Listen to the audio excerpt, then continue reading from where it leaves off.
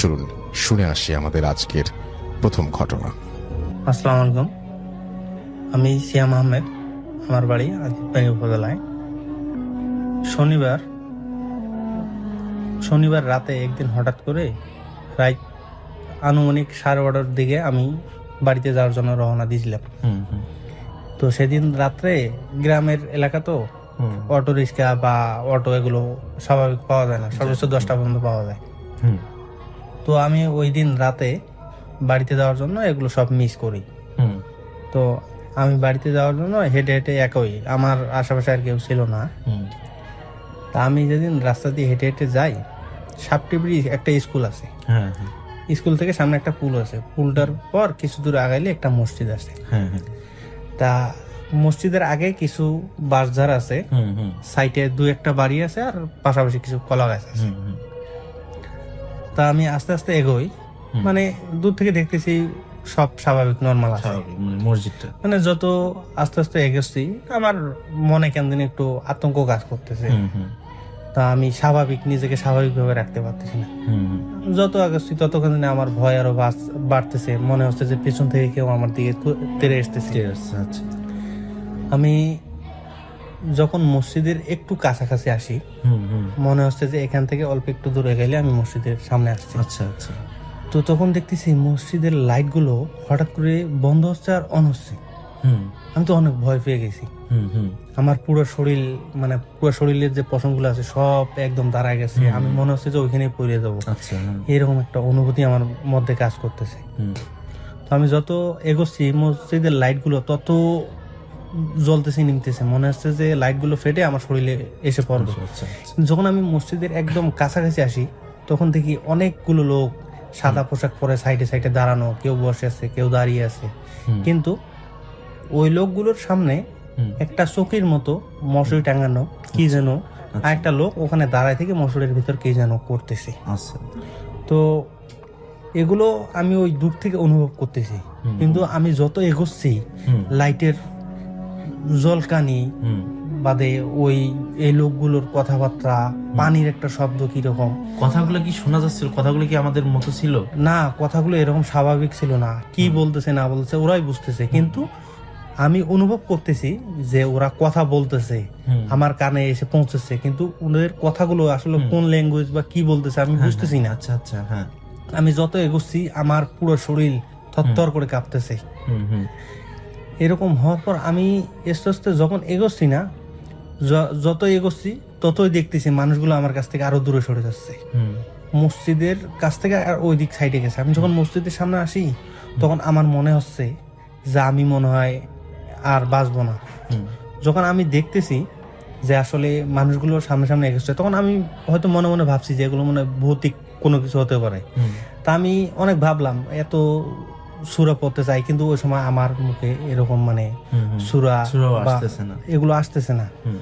পরে আমি যখন এগুলো দেখতেছি, চৌকিতে আর কি ওরা কি করতেছিল, চৌকিতে দেখতেছি ওরা একটা লাশ ধোয়াচ্ছে, কিন্তু লাশটা যে স্বাভাবিক পরিবেশ মানুষের মতো তাও না। দেখতেছি লাশটার পুরো শরীরে একদম কালো, অনেক দাগ দুঃখ, কিন্তু যে লোকগুলো ওখানে ছিল সেই লোকগুলো আস্তে আস্তে আমার থেকে আরো সামনে এগোচ্ছে। ওই চৌকিটা মনে হচ্ছে যে আমার সাথেই যাচ্ছে, কিন্তু আমি ওখানে দাঁড়াইতে পারতেছি না। দাঁড়াইতে গেলেই মনে হচ্ছে যে আমি ওখানে পড়ে যাব। আমার শরীর এমন কাঁপাকাঁপি করতেছে, আমি নিজের কন্ট্রোল করতে পারতেছি না। কিন্তু আস্তে আস্তে যখন যাওয়ার পর দেখি ওনার একটা লাশ ধোয়াচ্ছে, কিন্তু ওখানে যে লোকগুলো ছিল একটাও আমার পরিচিত না। ওনাদেরকে কেন জানি ওনাদের পোশাক আশাক মনে হচ্ছে না যে ওরা আসলে স্বাভাবিক কোনো মানুষ। জি জি। বা তোমার এলাকা হলে তো এলাকার মানুষগুলোকে তো চেনা কথা। হ্যাঁ, আমি তো অবাক। আমি আশেপাশের বাড়িতে দেখতেছি বাড়ির কোনো লোক কোথাও নেই, সব লোক ওখানে। তা আমি তো ভয় পেয়ে গেছি হঠাৎ। ভয় পেয়ে যাওয়ার পর দেখি, আস্তে করে দেখি যে ওই লোকগুলো নাই, উনি যে লোকটা আছে। হঠাৎ করে কিভাবে নাই বুঝতে পারছি। সাইডে পাশে যে লোকগুলো ছিল, যে আমার চোখ দিয়ে এই ভয়ে আমার চোখ দিয়ে পানি চলে এসছে। আমি চোখ হাত দিয়ে মুছতে যাই, দেখি লোকগুলো সরে গেছে, কেউই নেই। কিন্তু ওখানে শুধু ছিল যিনি লাশ ধোয়াচ্ছেন হ্যাঁ। আর যে খাটটা আর মশুরিটা ওগুলো সব ছিল, ওগুলো আমার সাথে সাথেই যাচ্ছে। কিন্তু আমার শরীরে আপনি দেখেন এখন আমার শরীর একদম, হ্যাঁ বুঝতে পারছি। আমি যে এতটা যা ভয় পাইছিলাম, পরে লোকগুলো যখন সব গেছে, পরে যখন দেখি ওই লোকটা আমার সাথে লাশ ধোয়াচ্ছে। তা লাশ ধোয়াচ্ছে না, আমি ওই লোকটার কাছে যাব। কোন আমার লোকটা মনে- বলতে যিনি লাশ ধোয়াচ্ছেন আর কি, উনি লাশ এখনোই ধোয়াচ্ছেন, মানে হঠাৎ দেখতে পাচ্ছেন আবার লাশ ধোয়াচ্ছে? আবার লাশ ধোয়াচ্ছেন। পরে যখন আমি আস্তে আস্তে মানে মনে শক্তি নিয়ে ওনার কাছে এগিয়ে যাচ্ছি, আমার মনে হচ্ছে উনি আমার থেকে তত দূরে সরে যাচ্ছে। দূরে সরে যাচ্ছে। তা আমি অনেক চেষ্টা করার পর মানে একটু দৌড়ি বা একটু জোরে হাঁটা এগুলো চেষ্টা করার পর আমি যখন ওনার দিকে একটু একটু করে যাচ্ছি, উনি যখন চলে যাচ্ছে না, আবার হঠাৎ করে আমি মানে আমার জুতা ছিঁড়ে যায়। জুতা ছিঁড়ে যাওয়ার পর আমি ওখানে পড়ে যাই। পড়ে যাওয়ার পর আমি দেখি যে আমার জুতা ছেড়ে গেছে। এখন আমি মনে মনে ভাবতেছি যে আমি এখান থেকে উঠে দৌড় মারবো। কিন্তু আমার তখনও কেন জানি মনে হচ্ছে যে আসলে এটা আমার সাথে কোনো একটা কিছু ঘটতেছে। আমি যখন এটা বুঝতে পারি তখন আল্লাহ বললে একটা চিৎকার দিই। ওখানে চিৎকার দেওয়ার পর দেখি যে আসলে ওখানে কোনো কিছু নেই, একদম টোটালি একদম সব ফাঁকা হয়ে সব গেছে। ফাঁকা হয়ে গেছে। আর জায়গাটা এমনিতে স্বাভাবিক যে ইয়াগুলো স্বাভাবিক। আশেপাশে শিয়াল টিয়াল এগুলো চিৎকার করতেছে, তা আমি তো খুব ভয় পেয়ে গেছি যে এগুলো আমার সাথে কি ঘটতেছে। তা আমি এগুলো মনে মনে ভাববে আগাচ্ছে। এখন আগানোর পরে সামনে যাইয়া কিন্তু একটা ফাঁকা অনেক বড় একটা জায়গা আছে। ফাঁকা জায়গাটা পার করিয়া আবার আর একটা মসজিদ আছে। আচ্ছা, মসজিদের সাইডে কিছু বাড়িটি আছে। তো ওই মাঝখানে ফাঁকা জায়গাটা আমি আস্তে আস্তে যতদূর আগাচ্ছি, আমার মনে তো ভয় তো আগে থেকে আছে, আগে থেকে আছে একটা ঝামেলা হয়েছে। তো সামনে যে ফাঁকা জায়গাটা তার পাশে কিছু খেজুর গাছ আছে। তা আমি আল্লাহ মনে মনে বলছি, আল্লাহ আল্লাহ আমার যেন কোনো সমস্যা না হয়, বাড়িতে যেন যাইতে পারি। এখন আমি একটু সামনে যাওয়ার পর ফাঁকা যে বড় দুই মসজিদের মাঝখানে যে ফাঁকা জায়গাটার বড় জমিনের কথা বললাম, হঠাৎ করে দেখি ওইখানে আবার অনেক লোক মানে হিন্দুদের মতো পোশাক পরে আছে। মানে পুরোহিতরা। এখন আমি তো জানি যে ওই জায়গাটা আসলে একদম ফাঁকা, আমাদের বাড়ির আশেপাশে কোনো হিন্দু নাই। তা আমি যখন এটা মনে মনে ভাবতেছি, তো তখন না দেখতেছি যে আসলে আবারও আমার মানে মনের ভিতরে একটা ভয় সৃষ্টি হচ্ছে, মানে আবারও একটা ঘটনা ঘটতেছে। তারপর আমি যত আগাইতেছি আমার কাছে মানে মনে হচ্ছে যে আসলে এগুলো স্বাভাবিক কোনো ঘটনা না, আমি মনে হয় এখানে আজকে মারা যাবো। আচ্ছা। তা আমি আস্তে আস্তে যত আগাইতেছি মানে রাস্তার সাইডেই আর কি ওরা দাঁড়ায় দাঁড়ায় আছে। তা আমি যখন কাউরে জিজ্ঞেস করতে যাই, কিছু কথা বলে না, কথা তো বলেই না, উল্টা আরো অন্যদিকে হয়ে ঘুরে দেয়। তো আমি তো ভাবতেছি যে হয়তো এলাকাতে কোনো আশেপাশে কোনো সমস্যা হয়েছে, মানে অনুভব করতেছি নিজে নিজে, ওনাদেরকে তো প্রকাশ করতে পারতেছি না। মানে আমি আগাইতেছি, মানে ওই যে মানুষগুলো ওখানে আছে সব মানুষ দেখে হঠাৎ করে যায় একসঙ্গে জড়ো হল। জড়ো হওয়ার পর আমি তো অনেক ভয় পেয়ে গেছি যে আসলে ওরা আমাকে কোনো কথা বলতেছে না, আপনার কেউ কোনো কথা বলতেছে না। তারপর কেউ জড়ো হইলো একসঙ্গে, আবার দেখি দু একজন লাঠি নিয়ে দাঁড়ায় রয়েছে। তা আমি আস্তে আস্তে যখন বুকে সাহস নিয়ে যাওয়ার পর মানে দাঁড়ায় আছি, দেখতেছি যে ওনারা আসলে ওই যে লাঠিগুলো নিয়ে আছে ওগুলোর মধ্যে লাইট দিয়ে আগুন জ্বালাচ্ছে। আচ্ছা। তখন আমি মনে মনে ভাবতেছি যে আসলে আমার সাথে মনে আজকে কোনো কিছু ঘটতে যাচ্ছে, হয়তো ওরা আমাকে মারবে বা আমাকে মেরে ফেলবে। আমি এরকম যখন ভাবলাম তখন আমি মনে মনে ভাবতেছি যে আমি পেছনে ছুটে পলাবো। কিন্তু তারপর ওখান থেকে আমার মন বলতেছে যে না, এখানে আমার সাথে কোনো পার হয়ে যাইতে পারবো, পার হয়ে যাইতে পারবো। আর আমার এটাও মনে হচ্ছে যে আমার সাথে মনে হয় কোনো ভৌতিক ঘটনা ঘটতেছে। আমি যত এগোচ্ছি লোকগুলো দেখে আস্তে আস্তে লাঠিগুলো বাইর করে গ্যাস লাইট দিয়ে আগুন জ্বালানো। আগুন জ্বালানোর আগে তো সামনে যে শ্মশানে যেরকম লাশ পোড়ায় সেরকম একটা জায়গা ওরা আগে থেকে বানায় রাখছে। তা আমি বুকে সাহস নিয়ে যত এগোতে যাচ্ছি দেখতেছি ওরা আগুনটা আস্তে আস্তে আস্তে সামনে দিতেছে, মানে শ্মশানের মধ্যে দিচ্ছে। ওইরকম জায়গাটা কোনো লাশ ছিল না, কোনো কিছুই ছিল না। আচ্ছা আচ্ছা, তার মানে ওরা কি টার্গেট করছে যে আপনাকেই? আচ্ছা আচ্ছা, তারপর কিন্তু যখন আমি একটু কাছাকাছি যাই, ওই লোকগুলোর কাছাকাছি যাই, কিন্তু তখন যাই দেখি সাদা কাপড় দিয়ে কোন এক মুরব্বীর চুল দাড়ি সব আছে পাকানো, ওনার শরীরে আগুন দিচ্ছে। কিন্তু খুব ভয় পেয়ে গেছি আমি যে আসলে এখানে তো কোনো শ্মশান নাই, দুই পাশে দুইটা কিছুই নাই, পাশে শুধু আছে দুইটা বাড়ি, এরপর কিছু খেজুর গাছ। কিন্তু ভাই খেজুর গাছ দুটো যে আছে, খেজুর গাছ দুটোতে এমন মনে হচ্ছে যে কেউ লাইট জ্বালাই দিছে ওখানে। আচ্ছা আচ্ছা, মানে ওইখানে তো ইলেকট্রিসিটি নেই, ফাঁকা রাস্তা, একদম ফাঁকা রাস্তা। দেখেন আমার শরীর একদম আচ্ছা আচ্ছা কাটা দিচ্ছে, লোম কাটা দিচ্ছে। তো পরে ভাই আমি খুব ভয় পেয়ে যাই। আমার মনে মনে ভাবতেছি যে আসলে আমি মনে আমার বাড়িতে যাচ্ছি না, আমি অন্য কোনো এক রাস্তা দিয়ে জায়গায় চলে আসছি। জায়গাটা এমনিতে অপরিচিত লাগার কথা, কেন ওখানে তো শ্মশান থাকার কথাও না। আচ্ছা, তারপর কি ঘটনা? তো পরে দেখি যে না, আসলে ওরা লাশ পুরাচ্ছে, এখন রাস্তার সাইডেই কিন্তু। আচ্ছা আচ্ছা। এখন আমি তারপর মনের মধ্যে অনেক সাহস নিয়ে, মানে বলার বাইরে ভাই, আমি মনে হয় ওখানেই মারা যাবে। সিচুয়েশন আসলে যে পুরো শরীর ঘাইমা, পায়ের একটা জুতা ছিঁড়ে গেছে, জুতা টুতে যা আছে সব ফালাই দিছি। আমার যে ফোন আছে, আমি ফোন দিয়ে লাইট জ্বালানোর অনেক চেষ্টা করছি, কিন্তু আমার ফোন লাইট জ্বলে না, ডিসপ্লের আলোটাও পর্যন্ত আসে না। মানে এইরকম একটা পরিস্থিতি পড়ে গেছি। পরে আস্তে আস্তে যত সামনে গাই, ওরা যখন লাশটাতে আগুন দিচ্ছে, লাশটা দেখি দাউ দাউ করে জ্বলতেছে। কিন্তু আমি জানি আসলে হিন্দুরা যখন লাশ পোড়ায় তখন কিন্তু লাশ পোড়ার একটা গন্ধ আসে আমাদের নাকের মধ্যে, কিন্তু আসলে ওরা যে পোড়াচ্ছে আমি কিন্তু ওই লাশটার গন্ধটা অনুভব করতে পারতেছি না। কিন্তু সামনে যখন মসজিদটা আছে, ও মসজিদটার লাইট গুলো, আমি তো জানি মসজিদের লাইট অল টাইম জ্বালা হয়, কিন্তু সেদিন আমি ওখান থেকেই দেখা যাচ্ছে যে মসজিদের লাইট গুলো নিবা। তা আমি অনেক সামনের মসজিদটা যেটা পার হয়ে গেছে, মানে ইয়াটা পার হয়ে গেছে, পার হওয়ার আগে। আচ্ছা আচ্ছা। সাইডে দুটো কবর ছিল, কবরের আগে। তো ওই সাইডে যে দুটো কবর ছিল, ওরা যখন লাশ পোড়া দিচ্ছে, লাশের গন্ধ যখন আমি পাচ্ছি না, কার সঙ্গে কথা বলতেছি, কেউ আমার কথাও রিপ্লাই দিতেছে না, পরে আমি যাইয়া কবর দুটারে সালাম দিই, আসসালামু আলাইকুম ইয়া হালাল কুকুর। তা হঠাৎ পেছনে তাকাই দেখি যে আসলে তারা কিছুই নেই। আচ্ছা আচ্ছা, কিছুই নেই যখন, তো তখন আমার পুরো শরীর একদম ঘাম ছাইড়ে দিচ্ছে, আমার পুরো শার্ট টার্ট যা ছিল ভাই সব পিছিয়ে গেছে। তো আমি শার্টটা খুললে সব হাঁটে নিয়েছি খালি গায়ে, ঠিক আছে। সামনে মসজিদটা যাইয়ে দেখি লাইটটার যা আছে সব জ্বালানো। তো আমি তো এতক্ষণ ভাবছিলাম যে ভাই আসলে যে মসজিদটা আছে, মসজিদের তো লাইট অফ থাকার কথা না, লাইট তো জ্বলানোর কথা। কিন্তু যখন এগুলো পার হয়ে আসলাম দেখি না, সত্যি সত্যি লাইট জ্বলানো আছে। আচ্ছা আচ্ছা, মানে এই ঘটনাগুলো শেষ করার পর সামনে গিয়ে দেন পরে মসজিদের লাইটটা চালানো সব স্বাভাবিক, অথচ একটু আগে ছিল না। আচ্ছা আচ্ছা, বিশাল একটা অনেক খারাপ পরিস্থিতি। মানে সেদিন আমি নাস্তা টাস্তা কোনো কিছুই করিনি, আমার শরীর এমন ক্লান্ত হয়েছিল যে আমার মনে হচ্ছিল যে কেউ যদি আসে আমার নিয়ে যেত, আমার খুব খুব মানে হেল্পফুল ওই জায়গাটা থেকে আপনার যদি বাঁচাই দিয়ে। আচ্ছা, তারপর কি হলো? এরপর ওই মসজিদটা পার হয়ে সামনে নাম হচ্ছে গিলেবাড়ি স্কুল। ওই গিলেবাড়ি স্কুল যাওয়ার আগে ওই এই সাইড দিয়ে অনেক বড় একটা আড়া আছে, মানে আড়া বলতে বাঁশের ঝাড়। ওখানে ওই আমরা আগে ওই কি জানি একটা ফল আছে, ডাউয়া না কি জানি, ওই ফলটা খাওয়ার জন্য আগে অনেক সময় ওইখানে যাইতাম।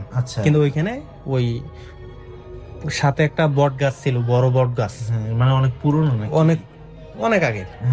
মানে এটা সর্বোচ্চ 2002 থেকে 2003 সাল ওই দিকে।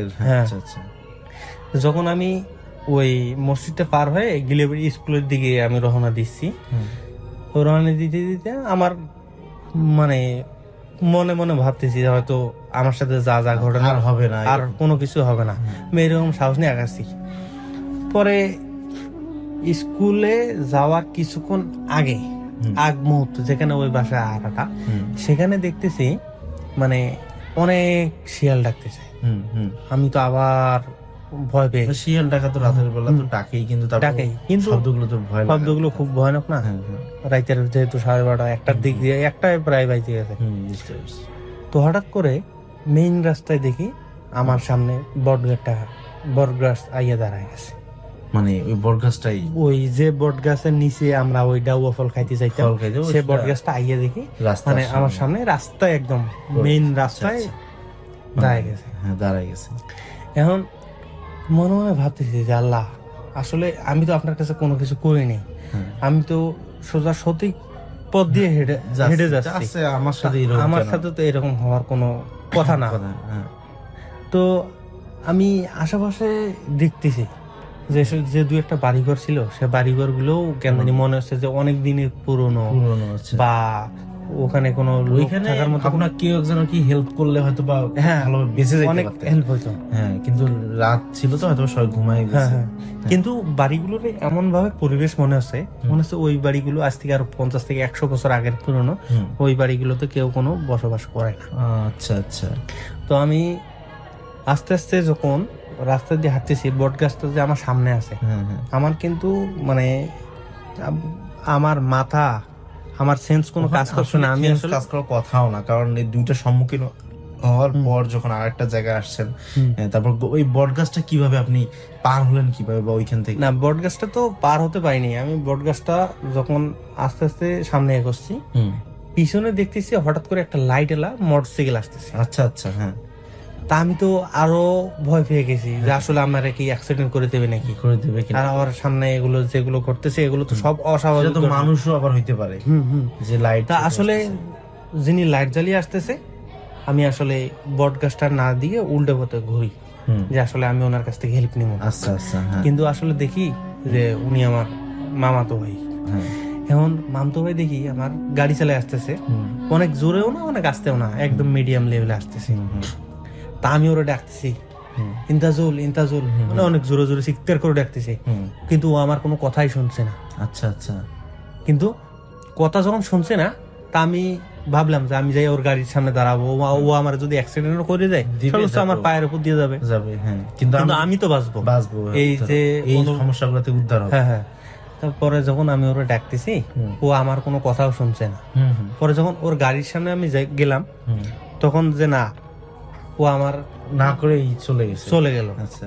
এখন আমি তো মনে মনে ভাবলাম যে আসলে আমি কি এই দুনিয়াতে বেঁচে আছি না মারা গেছি। মানে এমন আমরা মানে যখন কথাও শুনছে না, কিছু করতেছে না, তারপর ডাকার পর তারা চলে যাচ্ছে, কোনো শব্দও দিচ্ছে না, তো এটা আসলে ভয় লাগারই কথা। হ্যাঁ, তারপর কি হলো পরে? তারপর আমি তো মানে খুব হতভম্ব হয়ে যাই। হতভম্ব হয়ে যাওয়ার পর আমি সামনে ঘুরে দেখি আমার মানে মামতো ভাই যে রাস্তা দিয়ে গেছে, বট গাছটা হঠাৎ করে হাওয়া হয়ে গেছে। আচ্ছা, হাওয়া হয়ে গেছে। এখন আমি যত হাঁটতেছি স্কুলটার সামনে, স্কুলে কোনো লাইট টাইট কোনো কিছু নাই, সাইডে একটা দোকান আছে, একটা ডালান বাড়ি আছে। তা আমার মনে আর কোনো বেশি একটা ভয় কাজ করছে ভাই। আসলে আমার হাতে আমার গেঞ্জি এখনো হ্যাঁ, আমি খালি গায়ে আছি, আমার পরনে জুতা নাই, মোবাইল দিয়ে আছে, আমার মোবাইলে কোনো কাজ করছিল। তারপরে আপনি বাড়ি গেলেন কিভাবে ওখান থেকে? ওই মামতো ভাই যাওয়ার পর আমি আসলে বাড়ি যাওয়ার আগেই আর একটা মসজিদ আছে, মানে আমার নানা ওই মসজিদের মুয়াজ্জিনি করে। তা আমার বাড়ির সাথে ওই মসজিদ, সামনে আবার আর একটা পুকুর আছে। স্কুলটা পার হয়ে ওখানে একটা মামার বাড়ি আছে, নাম হচ্ছে পুতুল। তা ওনার বাবা আমার দাফন করছে রাস্তার সাথেই, দেখবেন আপনি ওইদিক গেলে একটা কবরস্থান আছে টাইস করানো, তার সামনে আবার একটা পুকুর আছে। তা পুকুর আছে, আমি যখন স্কুলটা পার হয়ে এই কবরটার সামনে আসি, তখন আমি কবরে সালাম দিলাম, আবারও আসসালামু আলাইকুম আলাল কবর। তা পুকুর কবরের পর একটা বড় একটা পুকুর আছে, ওটাও আমার মামার পুকুর। এখন ওখানে যাইয়ে না কিরকম হঠাৎ করে হাওয়া, মানে বাতাস যেভাবে হয়, সব গাছ আবার লড়তেছে না, একটা বড় একটা মোটা কাঁঠাল গাছ আছে, ওই কাঁঠাল গাছটা দেখি একাই একাই মানে পাতাগুলো এমন ভাবে বাড়ি দিচ্ছে, মনে হচ্ছে যে 30 থেকে 35 কিলো যে ঝড়ো হাওয়াগুলো আসে না, ওরকম। তা আমি তো হঠাৎ করে ভয় পেয়ে যাই। আশেপাশে যে ধুলো আছে, ধুলাগুলো কিন্তু উড়ে আসতেছে, ধুলাগুলো উড়ে কিন্তু আমার মানে চোখে পড়তেছে। কিন্তু আমি যখন চোখটা এভাবে দুই হাত দিয়ে মোছার চেষ্টা করি, কোনো কিছু দেখতে পারি না।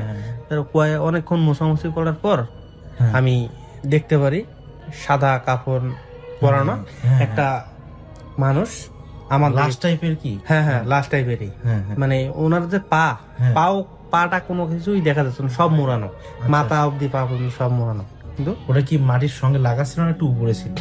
মাটির সঙ্গে লাগা ছিল না, উপরেও ছিল না, মানে একদম স্বাভাবিক মানুষ যেভাবে দাঁড়ায়, কিন্তু কিন্তু মাটিতে নিচেও স্পর্শ করে নাই, উপর তো। তো আমি তো ভয় পেয়ে গেছি যে আসলে হঠাৎ করে দেখার পর এটা ভয় পাওয়ারই কথা। এত ঝড় হওয়ার পর ওখান থেকে সর্বোচ্চ 3 মিনিট হাঁটলে আমার বাসা, আমি ঢুকতে পারবো। হ্যাঁ হ্যাঁ। কিন্তু মানে যখন এই লাস্টটা আমার দিকে দেখছেন, হ্যাঁ, তেরে আসতেছে, তো আমি আরো ভয় পেয়ে গেছি। হ্যাঁ হ্যাঁ, ভয় পেয়ে গেছি না, মানে আপনার কাছাকাছি আসার চেষ্টা করতেছে, আমার কাছাকাছি আসার চেষ্টা করছে। তা আমার মানে এমন হচ্ছে যে মানে আমি মারা যাবো। হঠাৎ করে মানে যে আমি পড়ে যাবো এরকম মনে হলো। হঠাৎ করে চোখটা খুলে দেখি যে আসলে আমি বিছানার উপর শুয়ে আছি। আচ্ছা, পাশে দেখি আমার মসজিদের যে ইমাম তিনি আসতেছে, আর দেখি যে একটা কবিরাজ লালমিয়ার থেকে বা কোথা থেকে আমার জন্য নিয়ে আসছে, আগরবাতি জ্বলতেছে। মানে এই যে একটা ঘটনা।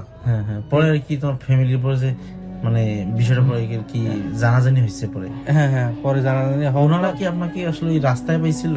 হ্যাঁ, বলতে পারেন না নাকি? মানে আসলে আমি যেখানে পড়ে গেছিলাম আমার মানে ওখান থেকেই তুলে নিয়ে আসে। হ্যাঁ, আমার ওখান থেকে বাড়ি থেকে বলছে এই ব্যাপারগুলো। হ্যাঁ হ্যাঁ, বাড়ি থেকে আসলে এই ব্যাপারগুলো পরে আমার কাছ থেকে জানতে চাইছে যে আসলে তুমি এখানে কেন গিয়েছিলে। পরে আমি ধন্যবাদ। আসলে আপনার ঘটনা আমাদের অনেক ভালো লেগেছে। তবে দর্শক কি বলবে আমরা আশা করি দর্শকরা অবশ্যই আমাদের কমেন্ট বক্সে জানিয়ে দেবেন। আমরা এখন সরাসরি চলে যাব বাছাই পর্বে। আর যারা রাসেল চলুন শুনতে থাকি। এখন যে ঘটনাটি শেয়ার করতে চাচ্ছি সেটা আমার গ্রাম কলিগ্রামের ঘটনা। ঘটনাটি একজনের সাথে ঘটে না, তবে ঘটনা যাকে নিয়ে কেন্দ্র করে তার নাম আনেরা বেগম। তাকে সবাই দাদি বলে ডাক। তো মূল ঘটনায় আসা যাক। ঘটনাটি 1998 সালের। আপনারা সবাই ভালোভাবে জানেন যে 1998 সালে প্রচুর পরিমাণে বন্যা হয়েছিল। তো আগেই একটা ঘটনায় বলেছি যে আমাদের গ্রামটি পদ্মা নদীর তীরে, অর্থাৎ পদ্মার শাখা নদীর পাশে। মানে আমাদের গ্রামটি পদ্মা নদীর পাশ দিয়ে চলে যাওয়া একটি গ্রাম। ঘটনাটি যখনকার, তখন আমাদের গ্রামটি আরো নিচু ছিল। তখন মানে অনেক নিচু থাকলেও এখন অনেকটা উঁচু হয়ে গেছে। বন্যার পানি আগের মতো আর ঢুকতে পারে না। তো তখন মানে 1998 সালে সেই বন্যায় আমাদের গ্রামেও পানি ঢুকে পড়ে। এমন কোনো বাড়ি নেই যেখানে পানি ঢুকে পড়ে। আমাদের গ্রাম সহ আশেপাশের প্রায় সব গ্রামেই পানি ঢুকে যায়। ঘটনাটি যে দাদির সাথে ঘটে, তিনি ছিলেন একজন বিধবা নারী এবং তিনি ছিলেন বন্ধ্যা। তার মানে তার কোনো সন্তান ছিল না। আর ওনার বয়স ছিল প্রায় 65 থেকে 70 বছর। তিনি তার খাবারের চাহিদা মেটাতে বিভিন্ন এলাকায় ঘুরে ঘুরে সাহায্য চাইতেন এবং দিন শেষে যা পেতেন তা দিয়ে বাজার করতেন। এবং পাশেই বিশাল বিশাল আমের গাছ ছিল, মাঠের পর মাঠ বিস্তৃত গাছ, এক পাশ থেকে আর এক পাশ দেখা যেত না। এখন সেই বাগানের কিছু অংশ আছে, সেখান থেকে তিনি লাকড়ি সংগ্রহ করতেন এবং রাতে রান্না করতেন। আবার পরের দিন সেইম কাহিনী। এভাবেই চলতে থাকে তার জীবন। তো সেই ভয়াবহ বন্যা গ্রামে ঢোকার পর তিনি তার বাড়ি থেকে বের হতে পারতেন না এবং তিনি তখন থেকে প্রায় না খেয়েই থাকতেন। ডিয়ার লিসেনার, শুনছেন ভূত এফএম। আমি আছি রাকিব হাসান। সবচেয়ে বাছাইকৃত ভয়ানক ভূত এফএম দেখার জন্য এই চ্যানেলটিকে অবশ্যই সাবস্ক্রাইব করুন। আমরা আরজে রাসেল ভাইয়ের সবচেয়ে বাছাই করা যে ঘটনাগুলো থাকে, গ্রামের ঘটনা এবং অ্যাম্বুলেন্সের ঘটনা, তারপর মর্গের ঘটনা, হাসপাতালের ঘটনা, সবগুলো একত্র করে বাছাই করে শুধুমাত্র ভয়ঙ্কর পর্বগুলো সিলেক্ট করি এবং সেটা আপনাদের জন্য সবসময় এই চ্যানেলে ঠিক রাত এই সময় নিয়ে হাজির হয়। তাই বাছাই পর্ব দেখার জন্য অবশ্যই এই চ্যানেলটিকে সাবস্ক্রাইব করুন। চলুন আমরা সরাসরি আজকে ঘটনায় চলে যাব এবং যারা এখন পর্যন্ত ভিডিওটি দেখে লাইক দেননি এবং আপনার ঘটনাটা কেমন লাগতেছে সেটা আমাদের কমেন্ট বক্সে জানিয়ে দিন। চলুন আমরা শুনতে থাকি আজকের বিষয়। গ্রামের কোনো মানুষ বা পৌরসভার পক্ষ থেকে কিছু আসলে তাই খেত। এভাবে প্রায় অনেক দিন কেটে যায়। সেই বৃদ্ধার ঘর থেকে কোনো সারা শব্দ আসে না। তাই কয়েকজন মিলে ওনার বাড়িতে গিয়ে দেখে ঘরে কেউ নেই এবং ঘরের ভেতর থেকে অনেক পচা গন্ধ আসছে। আর ওনার বাড়ি একটু নিচু হওয়ায় ওনার বাড়ির ভেতরে পানি উঠে গিয়েছিল। সবাই বৃদ্ধাকে না পেয়ে মনে করেন হয়তো বৃদ্ধা খাবারের জন্য অন্য কোথাও গেছেন। বিষয়টি সবাই স্বাভাবিকভাবেই নেন। আসলে বৃদ্ধাটি অনেক দিন না খেয়ে থাকতে থাকতে অনেক দুর্বল হয়ে পড়েন এবং উনি ঘর থেকে বের হতে না পারায় এক সময় মারা যান। ওনার মৃত্যুর ঘটনাটা আমরা পরে জানতে পারি, আপনারাও জানতে পারবেন। এভাবে অনেকটা সময় কেটে যায়। তখন বন্যার পানিও শুকিয়ে যায়। অনেক দিন পর তখনকার সময়ে একটা পাগল ছিল আমাদের গ্রামে। ওর নাম ছিল ঝাড়ু পাগল। তিনি প্রায়ই বলতেন এই দাদি আনেরার সাথে নাকি তার মাঝে মাঝে দেখা হয়। দাদি নাকি তাকে বলে, তোরা সবাই মরবি, কাউকে শান্তিতে থাকতে দেব না। সবাই পাগলের পাগলামি মনে করে হেসে উড়িয়ে দেয়। তো একদিন হয় কি, তখন যারই সন্তান সম্ভবা হন যিনি, তারই সন্তান কোনো না কোনো ভাবে মানে মিসক্যারেজ হয়ে যায় আর কি। একদিন এক অন্তঃসত্ত্বা নারী রাতে বাড়ি থেকে বের হয়, বাড়ির একটু দূরেই বাথরুম, সেই কারণেই বের হন তিনি। এবং সেদিন তার স্বামীকে অনেক ডাকাডাকি করেন তিনি, তারপর স্বামী ওঠেন না এবং তিনি একাই বাথরুমের উদ্দেশ্যে রওনা হন। এবং হঠাৎ করেই তিনি দেখেন যে চারিদিকে শব্দ টব্দ সবকিছু বন্ধ, নিস্তব্ধ একটা পরিবেশ। কিছুক্ষণ পর টয়লেটের ভেতর থেকে তিনি শুনতে পান দূর থেকে কেউ আসছে, আমার উপর খটখট শব্দ। তিনি একটু ভালো করে লক্ষ্য করে দেখেন যে কোন এক বৃদ্ধা মহিলা তার দিকে এগিয়ে আসছে। কাছে আসতেই তিনি টয়লেটের ভেতর থেকে দেখতে পান যে ওইটি একটি বৃদ্ধা মহিলা, যিনি 2 মাস আগে হারিয়ে গেছেন বা তার কোনো সন্ধান পাওয়া যায়নি বা তিনি মারা গেছেন। তারপর ওই দাদি ওনার টয়লেটের দরজায় জোরে জোরে ধাক্কাতে শুরু করেন। উনি দরজার কোনো একটা ছিদ্র ছিল যেখান দিয়ে তিনি দেখতে পান, এবং দরজা ধাক্কা ছিল এবং তিনি বলেন যে তার খুব ক্ষুধা লেগেছে এবং তিনি তার বাচ্চাকে খেতে চান। অনেক দিন নাকি তিনি কিছু খাননি।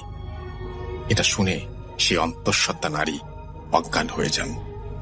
এদিকে তার স্বামী তাকে বিছানায় না পেয়ে খুঁজতে গিয়ে দেখেন তার স্ত্রী টয়লেটের ভেতরে পড়ে আছেন। তারপর হয়তো ভয় পেয়ে বা অন্য কোনো কারণে তার বাচ্চা সত্যি সত্যি মিসক্যারেজ হয়ে যায়। এভাবে প্রায় 2 বছর গ্রামের কোনো মানুষের বাচ্চা হয়নি। যেই নারী অন্তঃসত্ত্বা হতো, কোনো না কোনো ভাবে সে ক্ষতিগ্রস্ত হতো, বুড়িকে দেখতে পেত, এরকম একটা ব্যাপার ঘটতো তার সাথে। এটা যদি একজনের হতো তাহলে ব্যাপারটা হয়তো স্বাভাবিক একটা ঘটনা মনে হতো বা একটা বিচ্ছিন্ন ঘটনা মনে হতো। যখন গ্রামের সব মানুষ দেখলো এবং সেটা যখন একজনের সীমাবদ্ধ থাকলো না, সব অন্তঃসত্ত্বা নারী যখন সেই বৃদ্ধাকে দেখতে পায় এবং বাচ্চা নষ্ট হয়ে যায়, তখন কিন্তু সত্যিই সেটা একটি ঘটনা। তাই গ্রামের বিভিন্ন মানুষ মিলে কবিরাজের কাছে যায়। একজন কবিরাজ আমাদের গ্রামে এসে বলে গ্রামে কোনো বদ জিনের নজর পড়েছে। তারপর তিনি গ্রামটিকে বন্ধ করে দেন। তারপর প্রায় 2 বছর 5-6 মাস আর কোনো সমস্যা হয়নি। ঠিক এতদিন পর এই সময় যাদের বাচ্চা জন্ম নিয়েছিল তারা সবাই ঠিকঠাক মতো তাদের বাচ্চা প্রসব করতে পেরেছেন। তখন আমার নিজের বড় চাচির এক মেয়ে সন্তান হয়। তো ওনারা অনেকদিন পর বাচ্চা পেয়ে অনেক খুশি। একদিন চাচি দুপুরবেলা রান্না বান্না করে ঘরের বিভিন্ন কাজ করতে করতে সন্তানকে শুইয়ে রেখে বাইরে যান। বাইরে থেকে হঠাৎ তিনি তার বাচ্চার কান্নার শব্দ শুনতে পান। দৌড়ে এসে দেখেন তার বাচ্চার পেটের মাংস কে যেন ছিঁড়ে খেয়ে চলে গেছে, আর পেট থেকে প্রচুর রক্ত বের হচ্ছে, আর বাচ্চার নাড়ি ভুড়ি সব চারিদিকে ছড়িয়ে ছিটিয়ে আছে। কয়েক মিনিটের মধ্যে বাচ্চাটি মারা যায়। আমার বড় ভাইও সেখানে ছিল। চারিদিকে কি কষ্টের পরিবেশ তৈরি হয়েছিল তখন এটা বোঝানো যাবে না। অনেকদিন পর আমাদের পরিবারে একটা সন্তান আসে, কিন্তু সে মারা গেল। এইভাবে মারা গেল। এই ঘটনা কেন ঘটলো কেউ বুঝে উঠতে পারে না। এইভাবে আরো কয়েকটা বাচ্চার নির্মম মৃত্যু হয়।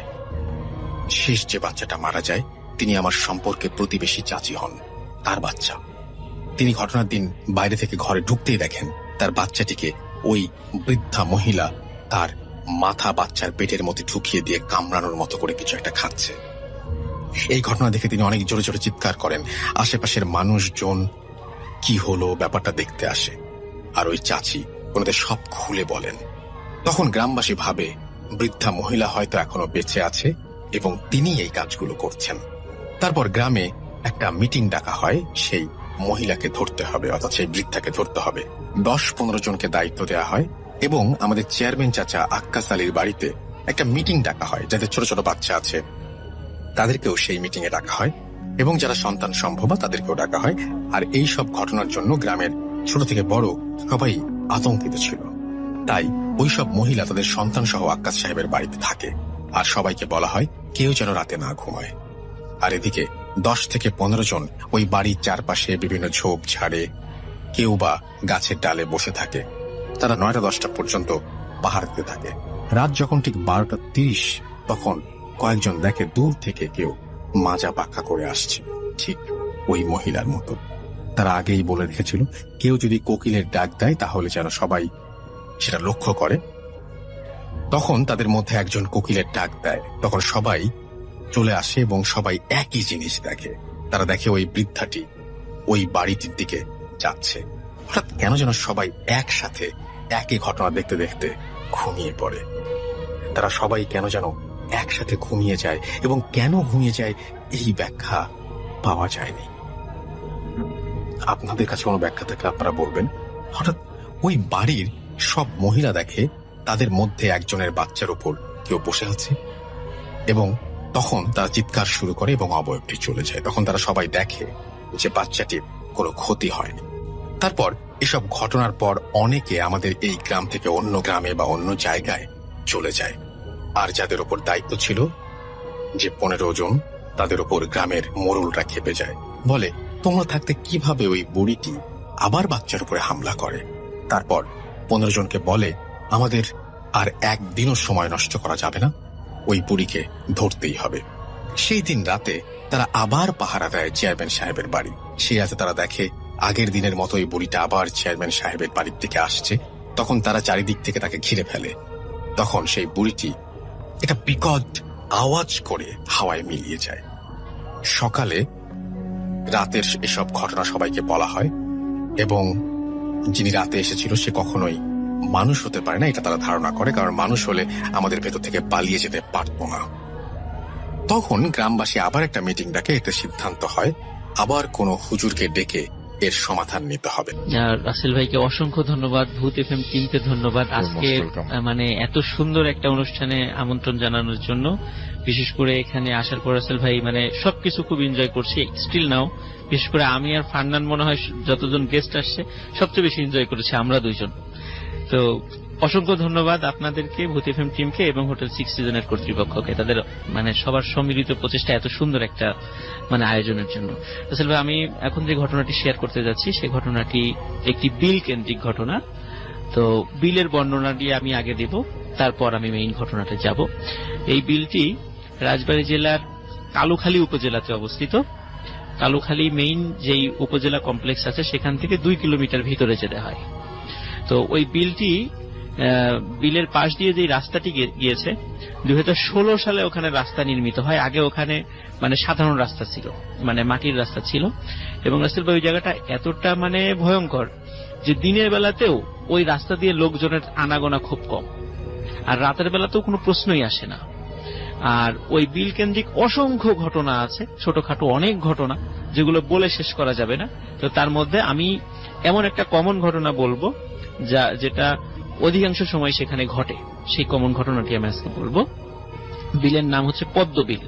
ওই এলাকার যারা আছেন তারা অবশ্যই পদ্মবিলের নামের সাথে এটি রাজবাড়ী জেলার কালুখালী উপজেলায়। তো যারা ওই এলাকায় আছেন তারা সবাই পদ্মবিলের নাম জানেন, আর যারা জানেন না আজকে অবশ্যই আমার মাধ্যমে ওই জায়গাটা সম্পর্কে জানবেন। কারো যদি দেখার ইচ্ছা হয় অবশ্যই সেই জায়গায় গিয়ে দেখে আসবেন এবং রিকোয়েস্ট করবো অবশ্যই দিনের বেলা যাবেন, কখনো রাতের বেলা নয়। আচ্ছা রাসেল ভাই, ওই পদ্মবিলের ওখানে একটি বড় একটি মানে পাকড় গাছ রয়েছে। আমি নিজে ওখানে গিয়ে দেখে এসেছি এবছরের ফেব্রুয়ারি মাসে গিয়ে, যখন শীত প্রায় শেষের দিকে। তখন আমি রাজবাড়ির যেই আমাদের হরর টিম আছে, যেটা আমাদের ভূত এফএম ফ্যান ক্লাব যেটা আছে, ওরা আমাকে বলেছিল যাওয়ার জন্য, ওরা ইনভাইট করেছিল। আমি গিয়ে ওখানে দেখে এসেছিলাম। তখনই ঘটনাটা কালেক্ট করা, কিন্তু বিভিন্ন কারণে বলবো করে বলা হয় না। আজকে হলোইনের প্রোগ্রামে ঘটনাটি শেয়ার করতে চাই। রাসেল ভাই, ওইখানে একজন মানে কৃষক আছেন। তো ওই কৃষকের নাম হচ্ছে হলো জালাল মিয়া। তো উনি খুব দরিদ্র হওয়ার কারণে উনি ওখানে যেই জায়গাটা আছে, ওই বিলটা কিন্তু রাসেল ভাই মানে বর্ষাকালে একদম পানিতে টইটুম্বুর করে, এবং বর্ষাকালে এত পানি হয় যে এই মাথা থেকে ও মাথা দেখাই যায় না, একটা বিশাল সমুদ্র মনে হয়। কিন্তু যদি শুকনার সময় মানে গ্রীষ্মকালীন সময় মানে ওখানে গেলে মানে বিশাল মানে ফসলি জমি দেখা যায়, মনেই হয় না যে ওখানে কোনো বিল রয়েছে।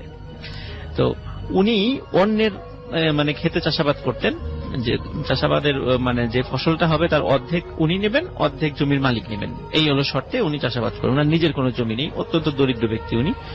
তো তখন বৈশাখ মাস সময় এই, আর ঘটনাটি 2015 সালের ঘটনা, খুব বেশি দিন আগে না, 2015 সালের ঘটনা। তো বৈশাখ মাস চলে আসছে, তো উনি যেই ফসলটি রোপণ করেছিলেন আমাকে বলেছিলেন উনি এক প্রজাতির ধান লাগিয়েছিলেন আর কি।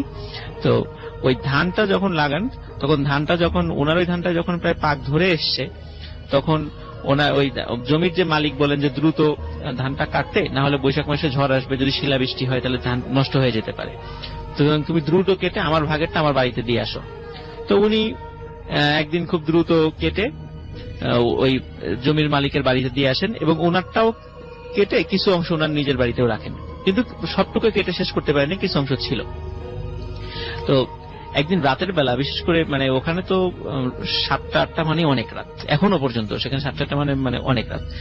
তো রাতের বেলা উনি চিন্তা করলেন যে যদি কোনো কারণে ঝড়ো বৃষ্টি হয় বা শিলাবৃষ্টি হয় আজকে রাত্রে, তাহলে তো যেই ফসলটুকু আছে ওটা তো আমার ভাগের, তাহলে তো পুরোটাই নষ্ট হয়ে যাবে, তাহলে আমি কি খাবো? সুতরাং ওদিকে মেঘ গুড় করছিল, উনি ভয় পাচ্ছিলেন যে যদি সত্যি বৃষ্টি হয়, ডুবে যায়, মানে নষ্ট হয়ে যায়, তাহলে তো অনেক ক্ষতি হয়ে যাবে আমার। তো উনি সিদ্ধান্ত নিলেন এই রাতের বেলায় উনি হারিকেন নিয়ে ওখানে যাবেন, রাতের বেলায় যত ধান আছে উনি নিজেই সব কেটে ফেলবেন। আর উনি অনেক দরিদ্র লোক ছিল, আসলে উনি যে সাথে কোনো সহযোগী নেবেন ওনার সেই সামর্থ্য ছিল না। তো উনি ওনার স্ত্রীকে বললেন যে উনি পদ্মবিলে যাবেন, উনি ফসল কেটে নিয়ে আসবেন। তো ওনার স্ত্রী বললেন যে এত রাতে যাওয়া ঠিক হবে না, কারণ এমনিতেই এই জায়গাটা ভালো না, কিন্তু যেহেতু উনি দরিদ্র মানুষ, আসলে অভাবটা আমাদের সবকিছু কিন্তু ম্লান করে দেয়, ভয় অনেক কিছুই আমাদের সেটাকে করে দেয় আর কি। তো উনি ওই কারণে হাতে একটি হারিকেন এবং কাঁচি নিয়ে, আমাদের এলাকায় যেটাকে কাঁচি বলি, ধান কাটার সময় যেটা ব্যবহার করে, কাঁচি নিয়ে উনি ওই বিলে চলে যান। তো ওনার যে জায়গাটা সেখানে কাটা শুরু করেন।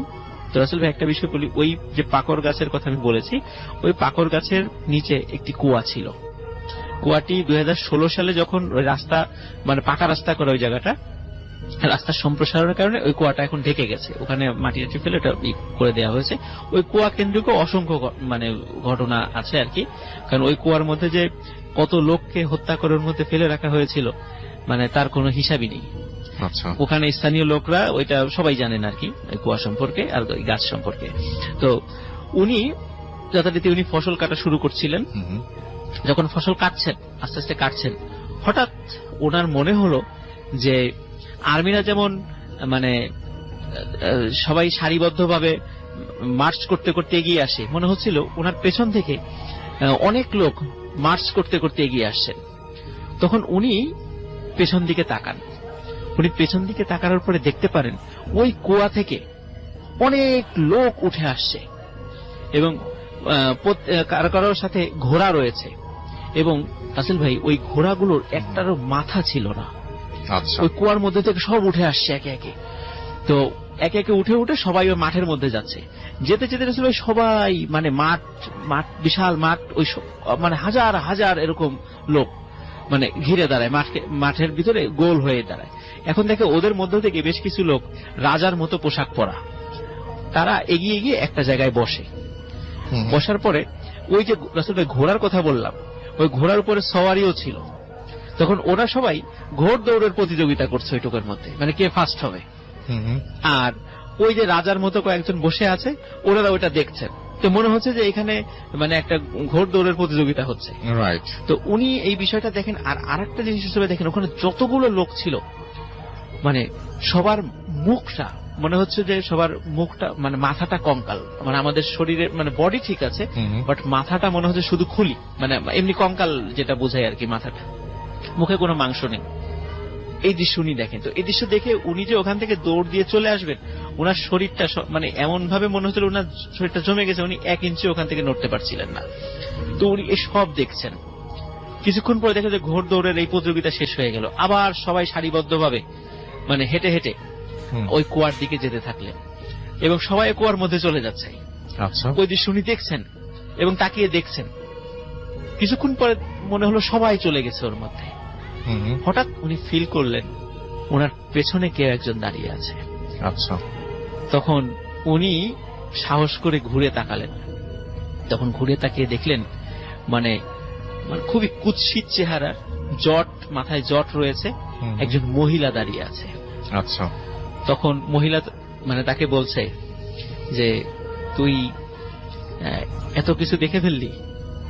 তুই এখান থেকে সরে গেলি না কেন, এই কাজটা ভালো করলি না। তো এই কথা যখন বলেছে, আর ওই মহিলার ভয়ঙ্কর চেহারা দেখে উনি তখন আর সাহস ধরে রাখতে পারেন নাই, উনি ওখানে সেন্সলেস হয়ে পড়ে যান। আচ্ছা, তো সকালে যখন পদ্মবিলে সকালে যারা কাজ করতে এসেছে তখন তাকে সেন্সলেস অবস্থায় পান, তখন তাকে আবার জ্ঞান ফেরানো হয়। তখন উনি এই সবিস্তরে সবাইকে ঘটনাটা বর্ণনা করেন যে এই ঘটনাটা ঘটেছিল। তো আসলে ঘটনাটা এখানে শেষ হলে পারতো, কিন্তু আসলে ঘটনাটা এখানে শেষ হয়নি, কারণ ঘটনা আর একটা খুবই একটা করুণ পরিণতির দিকে গিয়েছিল, সেটাই বলবো এখন। তো বর্ষাকালে কিন্তু ওই পদ্মবিল মানে মনে হয় যে সমুদ্রের মতো, আমি তো বলেছি একটু আগে, মানে এই মাথা থেকে ও মাথা আপনি কিছুই দেখতে পারবেন না, মানে চোখ যত দূর যায় শুধু পানি আর পানি। তো উনি আর ওই সময় ওই অঞ্চলের লোকজন যে কাজটা করে, ওই সময় তো সব ফসল মানে পানির নিচে তলিয়ে যায়, ওই সময় সবাই মাছ ধরে ওখানে ওই পদ্মবিলে মাছ ধরে। তো সারা রাত ধরে মাছ ধরে, সকালবেলা রাজবাড়ির বাজার, কালোখালী বাজার, তারপরে আপনার পাংশা যে থানাটা আছে, ওরা ওখানে মাছগুলো নিয়ে যায়।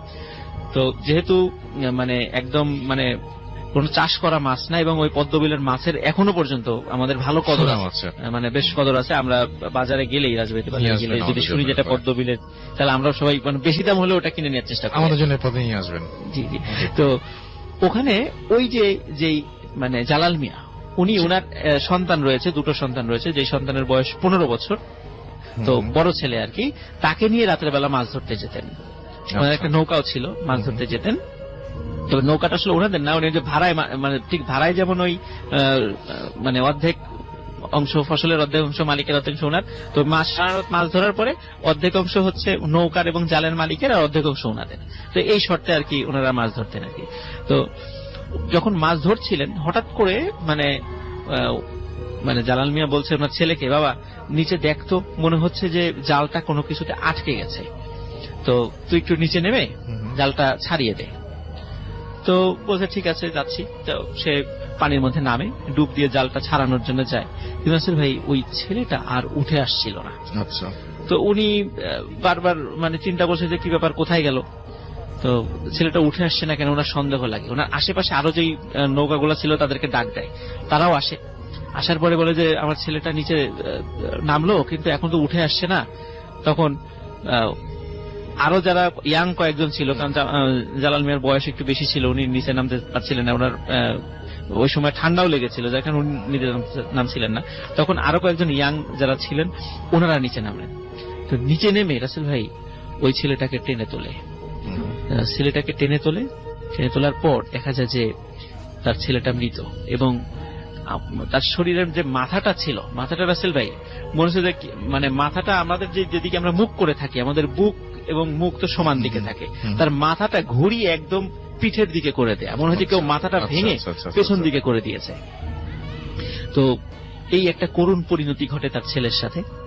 তো এখনো নাকি রাসেল ভাই উনি স্বপ্নে দেখেন যে ওই যে ভয়ঙ্কর মহিলাটা, ওই মহিলাটা বলে যে একটাকে তো নিয়েছি, আরো নেব। তো এখনো ওখানে উনি জীবিত আছেন, উনি এখনো ওখানে ওনার ফসল ওইভাবেই কাজ করেন স্টিল নাও। তো আর রাসেল ভাই একটা বিষয়, আমি যখন ফেব্রুয়ারি মাসের লাস্টের দিকে ওখানে গিয়েছিলাম, ওখানে যারা কয়েকজন স্থানীয় লোকের সাথে কথা বলেছিলাম, তো ওনাদের বর্ণনা অনুযায়ী পদ্মবিলে মানে হরর কোন বিষয় ঘটাটা এটা রাতের উপর নির্ভর করে না, দিন রাত যে কোনো সময় ঘটতে পারে। এবং উনি বলেছেন যে বিশেষ করে পাট কাটা, যখন পাটের মৌসুম হয়, পাটের সময়তে ওনারা মাঝে মাঝে কয়েক সপ্তাহ ওনারা এই বিশাল বিলে নামতেই পারেন না, কারণ নামার সাথে সাথে ভয়ঙ্কর আকৃতির কিছু মানে মানুষকে দেখেন যারা তাদেরকে তাড়া করে, এবং এটা নাকি প্রতি বছরই হয় রাসেল ভাই। আমি গিয়ে খুবই অবাক হয়েছি। তো ওখানে যে কুয়াটা রাসেল ভাই, কুয়াটা এখন নাই, কিন্তু বট গাছটা আছে। আর ওখানকার লোকজন, আর ওখানে জনবসতিও রাসেল ভাই খুব কম, অনেক দূরে দূরে বাড়ি, এবং ওখানে আপনি গেলে কিন্তু মোবাইলের নেটওয়ার্কও ভাবে পাবেন না, মানে দিনের বেলা গেলেতে সেখানে গা ছমছম করে, বিশেষ করে গাছটা দেখলে তো মানে ভয়ে এমনিতেই গায়ের লোম দাঁড়িয়ে যায়। তো রাসেল ভাই এই ছিল আমার ফার্স্ট ঘটনা। থ্যাংক ইউ সো মাচ, আপনাকে অনেক অনেক অনেক অনেক ধন্যবাদ। চলে যাচ্ছি ঘটনা ঠিক যেভাবে লেখা আছে সেভাবেই যাচ্ছি। হাই এভরিওয়ান, আমি মোহাম্মদ ওমর, মালয়েশিয়ার কুয়ালালামপুরের একটি ইউনিভার্সিটিতে ইলেকট্রিক্যাল ইঞ্জিনিয়ারিং করছি। হ্যালো রাসেল ভাই, আশা করি আপনি ভালো আছেন এবং আমার আগের ইমেইলটা পড়ে শুনিয়েছেন, কারণ এই ঘটনাটার সাথে এই ইনসিডেন্টের লিংক আছে। আমি যে ঘটনাটা শেয়ার করব সেটা ঘটেছিল 2012 সালের নভেম্বরে। আমি এবং আমার দুই ফ্রেন্ড শান্ত এবং সোহান, তাদের সাথে আমরা প্রায়ই হঠাৎ প্ল্যান করি দূরে কোথাও ঘুরতে যাব। স্পেশালি রাতে আমরা ঘুরতে প্রচন্ড পছন্দ করি। একদিন আমার ফ্রেন্ড শান্তর উত্তরার বাসায় আড্ডা দিচ্ছিলাম। হঠাৎ করে প্ল্যান হলো যে ট্রেনে করে আজকে রাতে কোথাও ঘুরতে যাব। সো প্ল্যান মতো এয়ারপোর্ট রেলওয়ে স্টেশনে চলে আসলাম। তখন রাত 12টা বাজে মেবি। জানি না কেন হঠাৎ আমরা ঠিক করলাম ময়মনসিং যাব, বাট সেদিন ময়মনসিং এর কোনো ট্রেন ছিল না। লাস্ট ট্রেনটাও 11টায় চলে গেছে। আমরা বসে রইলাম। কিছুক্ষণ পর একটা লোকের দিকে লোকের কাছে জানতে পারলাম যে 1:30 দিকে ট্রেন যাবে ময়মনসিং এর মহেশখালী স্টেশনে, বাট ট্রেনটা প্যাসেঞ্জার ট্রেন না, মালবাহী ট্রেন, রেলওয়ে ট্র্যাকস নিয়ে যাবে। এবং তারপরও আমরা উঠে পড়লাম। ট্রেনে শুধু 2টা কম্পার্টমেন্ট আছে, ইঞ্জিন এবং ফুড, আর বাকি ট্রেনটা ফুললি ওপেন। আমরা ওপেন যে ট্রেনটা সেখানে বসলাম এবং লাস্টের দিকে আমাদের কাছে 1 প্যাকেট সিগারেট ছিল, বাট ম্যাচ মাত্র 4-5টা স্টিক ছিল। রানিং ট্রেনে ম্যাচ দিয়ে সিগারেট জ্বালানোটা খুব কঠিন কাজ। একটা সিগারেট জ্বালাতে গিয়ে সবগুলো স্টিক শেষ হয়ে গেল। আমরা ঠিক করলাম যে একটার পর একটা সিগারেট জ্বালাবো, আস্তে আস্তে শেষ হয় এবং যাতে আস্তে আস্তে শেষ হয়। এরপর যেহেতু প্যাসেঞ্জার ট্রেন না, সো এটা কোনো স্টপও করবে না। যাই হোক, আমরা যাচ্ছি। যখন আমরা গিয়েছি গাজীপুরের জামতলা না কোন জানি স্টেশনের পর পার হলাম। আমি ঠিক নেমটা জানি না। আমরা দেখলাম একটি বৃদ্ধ লোক, সাদা দাড়ি, সাদা চুল, লাইট ব্লু একটা শার্ট আর সাদা একটি লুঙ্গি পরে আছে এবং নিচু হয়ে কি যেন করছে। শীতের রাত, তাই আমরা মনে করলাম আগুন জ্বালাচ্ছি। সো অত একটা কেয়ার করলাম না। একটা ঘটনা চলার পরে আমরা একটা ধান ক্ষেতের সামনে দিয়ে যাচ্ছি এবং অনেক বড় ওপেন একটা ফিল্ড। আমরা 3জনই দেখলাম দূরে আকাশ থেকে যেন 4টা আগুনের গোলা তারা নেমে আসছে এবং আমি বললাম যে দোস্ত, আমি শুনেছি যে এই আগুনের গোলাগুলো আসলে জিন। তাই যাই হোক, আমরা সামনে যাচ্ছি। ওই দিন ছিল আবার পূর্ণিমা, সো চারদিকে অনেক আলো ছিল, সব ক্লিয়ারলি দেখা যাচ্ছিল। সামনেই এক পাশে একটা নদী বা লেক পড়লো এবং আরেক পাশে জঙ্গল। হঠাৎ খুবই বাজে একটা গন্ধ নাকে এসেছে এবং নাকে এসে লাগলো সুলফুর মতো এবং এটা হচ্ছে যে কি আমি বুঝলাম না, যেটা মানে আচ্ছা সালফারের মতো হবে বোধহয়, যেটা হচ্ছে পচা ডিম থেকে আসে এরকম টাইপের একটা গন্ধ। অলরাইট, এবং একটা শুটকি মাছের গন্ধ আমি পাচ্ছিলাম। এটা চললো প্রায় 5-7 মিনিটের মতো। এরপরে আমাদের হঠাৎ করে খুব গরম লাগতে শুরু করলো এবং যেটা ইউজুয়াল, কারণ নভেম্বর মান্থে খোলা ট্রেনে খুবই আনইউজুয়াল, কিন্তু না যে গ্রামের কোনোখানে শীতে জমে যাওয়ার কথা। আমরা সুরা পড়লাম। দেন একটা সময় আমরা নদী পাশ থেকে পার হয়ে গেলাম এবং একটি ছোট এবং গরম লাগাটাও চলে গেল এবং স্মেলটা এবং গরম লাগাটা দুটোই চলে গেল। আমরা তখন অতটা ভয় পাইনি। ঠিক তখনই দেখলাম আবার সেই বুড়ো লোকটা যাকে গাজীপুরে দেখেছিলাম এবং পুরনো সেই লাইট ব্লু শার্ট এবং হোয়াইট লুঙ্গি আমাদের দিকে অপলক দৃষ্টিতে তাকিয়ে আছে। তাকে পাস করলাম, হঠাৎ আমি বললাম যে এটা কিভাবে সম্ভব, কারণ একটা লোক এত দূর ডিস্টেন্সে কেমনে আসবে, কারণ সে আমাদের ট্রেনে ওঠে নাই। আশেপাশে কোনো বাস স্ট্যান্ড নাই, কারণ আমাদের দেশে বাস স্ট্যান্ড আর ট্রেন স্টেশন বেশ দূরে থাকে, মানে কোনো জায়গায় থাকে, আবার কোনো কোনো জায়গায় কাছেও থাকে, এবং সে কিভাবে কভার করলো এই জায়গাটা চিন্তা করে আমি জাস্ট আমার গা শিউরে উঠলো। তারপর আবার সবাই চুপচাপ বসে আছি। প্রায় 20 মিনিট পর একটা লোক চোখের পলকে খোলা ট্রেনে উঠে গেল এবং আমরা তাকে উঠতে দেখলাম না। রানিং ট্রেনে উঠে আরেকজন মানুষের জন্য টাফ, অ্যাট লিস্ট তাকে দৌড়াতে হবে, বাট সে সামহাও উঠে গেল এবং আমরা অবাক হলাম, তবে কিছু বললাম না। লোকটি হোয়াইট পাঞ্জাবি এবং হোয়াইট ধুতি পরেছিল।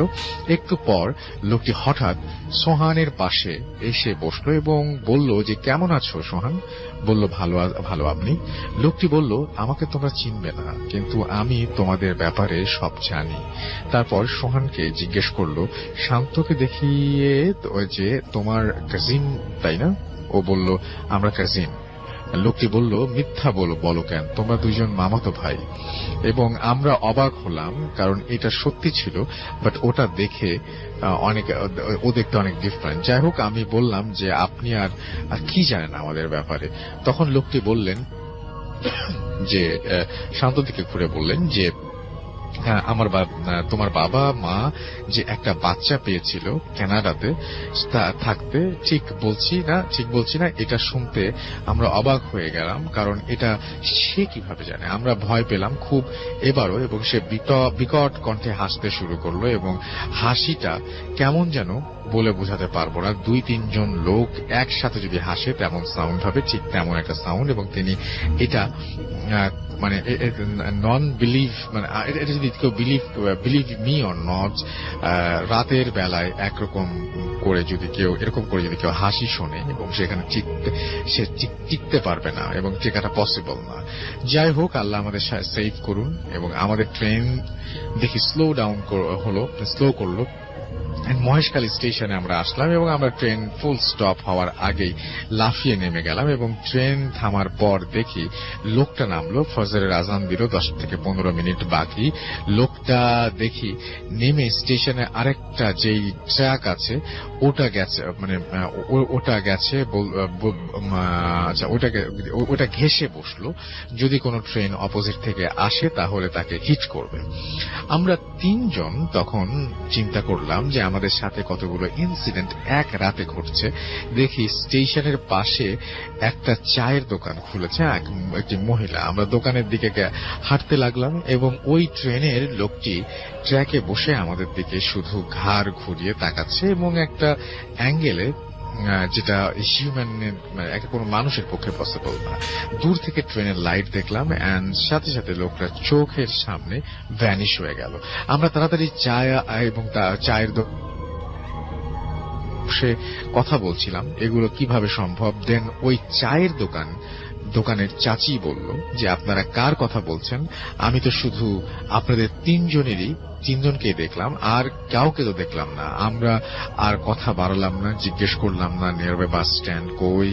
দেন খুঁজে সকাল 7টার বাসে ঢাকা ব্যাক করলাম। এটাই ছিল ঘটনা। ঢাকা আসার পরে সোহান একটু অসুস্থ হয়ে গেল এবং 2 উইকস পরে সুস্থ হয়, এবং প্রায় প্রতিদিনই লোকটাকে স্বপ্ন দেখতো। ওর ওয়েট অনেক লস হতে থাকে, এবং হুজুরের কাছে তাকে নিয়ে যাওয়া হলো। তাতে একটু সমস্যা কমলো, এন্ড কিছুদিন পর সব নর্মাল হয়ে যায়।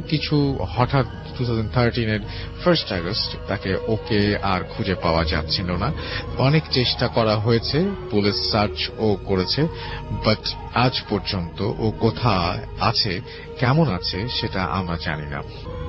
এবং এই ঘটনাটি আমাদের পাঠিয়েছেন যথারীতি গিয়াসউদ্দিন সাহেব, এবং গিয়াসউদ্দিন ভাই আমাদের একজন পুলিশ সদস্য, যিনি কিনা কুলাউড়া ভাটারা ইউনিয়নে থাকেন, এবং তিনি লিখেছেন, আমি প্রতি শুক্রবার না শুনতে পারলেও পরে তিনি শোনেন।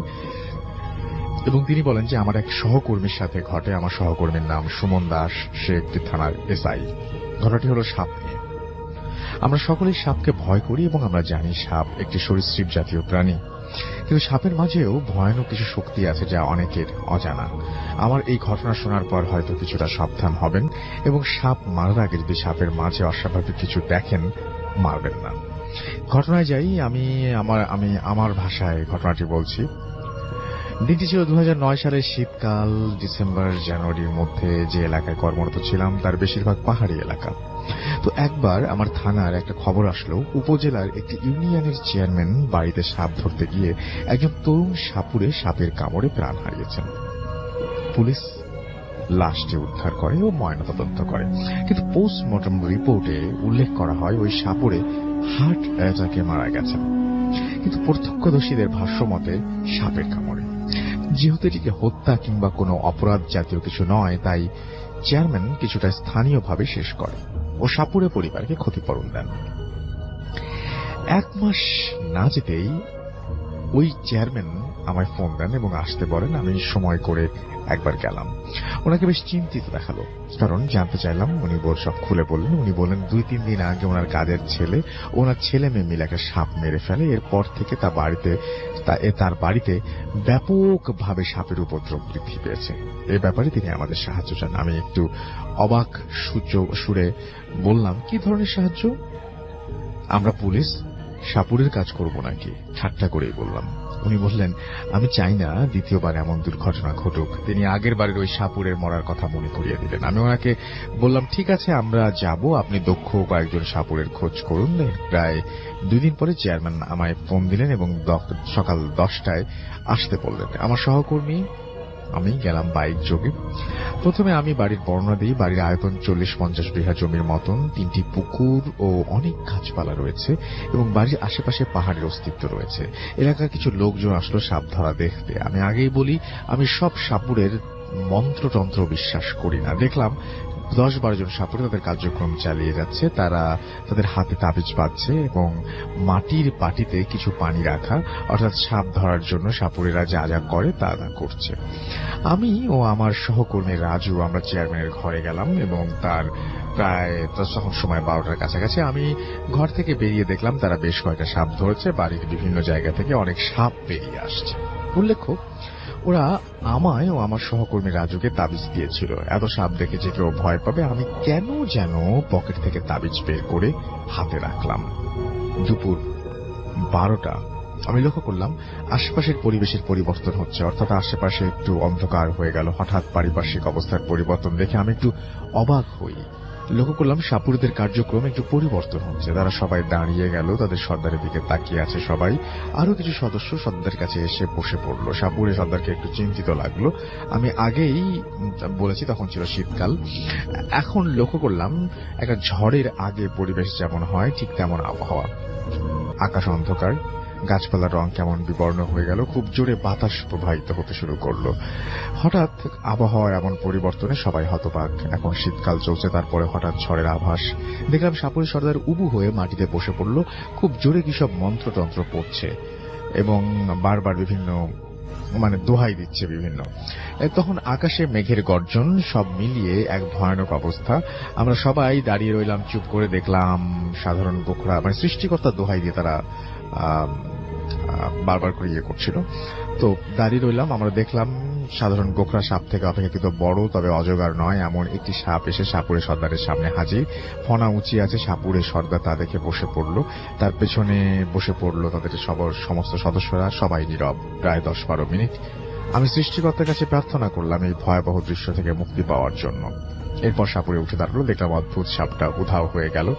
সাপুরে সর্দার তার সাথে থাকা সহকর্মীদের ইশারা করলো, সাথে সাথে তারা তাদের ঝুড়ি থেকে থাকা সাপগুলো মুক্ত করলো। এটা দেখে চেয়ারম্যান একটু অবাক হলেন। তিনি বারণ করলেন যাতে সাপগুলো ওরা না ছাড়ে, কিন্তু সর্দার ইশারায় বলল পরে করব। তারা যা করছেন তাতে বাধা যেন না দেয়া হয়। এর কিছুক্ষণ পরে চারপাশের অবস্থা স্বাভাবিক হতে শুরু করলো।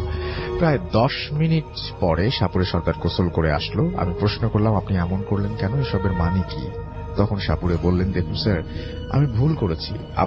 আপনার যে সাপের কথা বলছেন তা আসলে সাপ না, সাপের আকৃতি ধারণ করে আছে। এরা আমাদের কোনো ক্ষতি করবে না। তখন আমি বললাম, তাহলে ওই তরুণ সাপুরে মরল কেন? তখন এই সাপুরে বলল, তরুণ অনেক কিছু জানতো না। সে তাদের সাপদের কোনোভাবে রাগান্বিত করেছিল এবং সেই জন্যই সে কিছু একটা তাকে দেখিয়েছিল সাপগুলো, যার জন্য সে ভয় পেয়েছিল এবং মারা যায়। তার সে হার্ট অ্যাটাক করে মারা যায়, একটা বোঝা যাচ্ছে। এবং সাপুরে আরো সাবধান করে কেউ যাতে একটা সাপও না মারে। এও বলে যায় তারা এখান থেকে যাবে না এবং তারা আপনাদের কোনো ক্ষতি করবে না বলে চলে যায়। পরে আমিও চলে আসি, আর আসার আগে চেয়ারম্যান সাহেবকে বলি তারা যেন খুব তাড়াতাড়ি এই বাড়ি ছেড়ে অন্যত্র চলে যায়। এই ছিল ঘটনা। তো এই শুক্রবার আমি নাইট ডিউটিতে থাকবো। যদি পারেন আমার ঘটনাটা আমার পড়ে আমায় ফোন দেবেন, দিলে খুশি হবো। আচ্ছা, আপনি শুক্রবারে পড়তে বলেছেন, আমরা তো আজকেই পড়ে ফেললাম। তো থ্যাংক ইউ ভেরি মাচ। এই মুহূর্তে আমরা সরাসরি চলে যাচ্ছি বাবু ভাইয়ের ঘটনায়। এখন যে কাহিনীটা বলবো, এই কাহিনীটার মনে হয় কিছু অংশ আমি আগে বলেছি, অনেক আগে।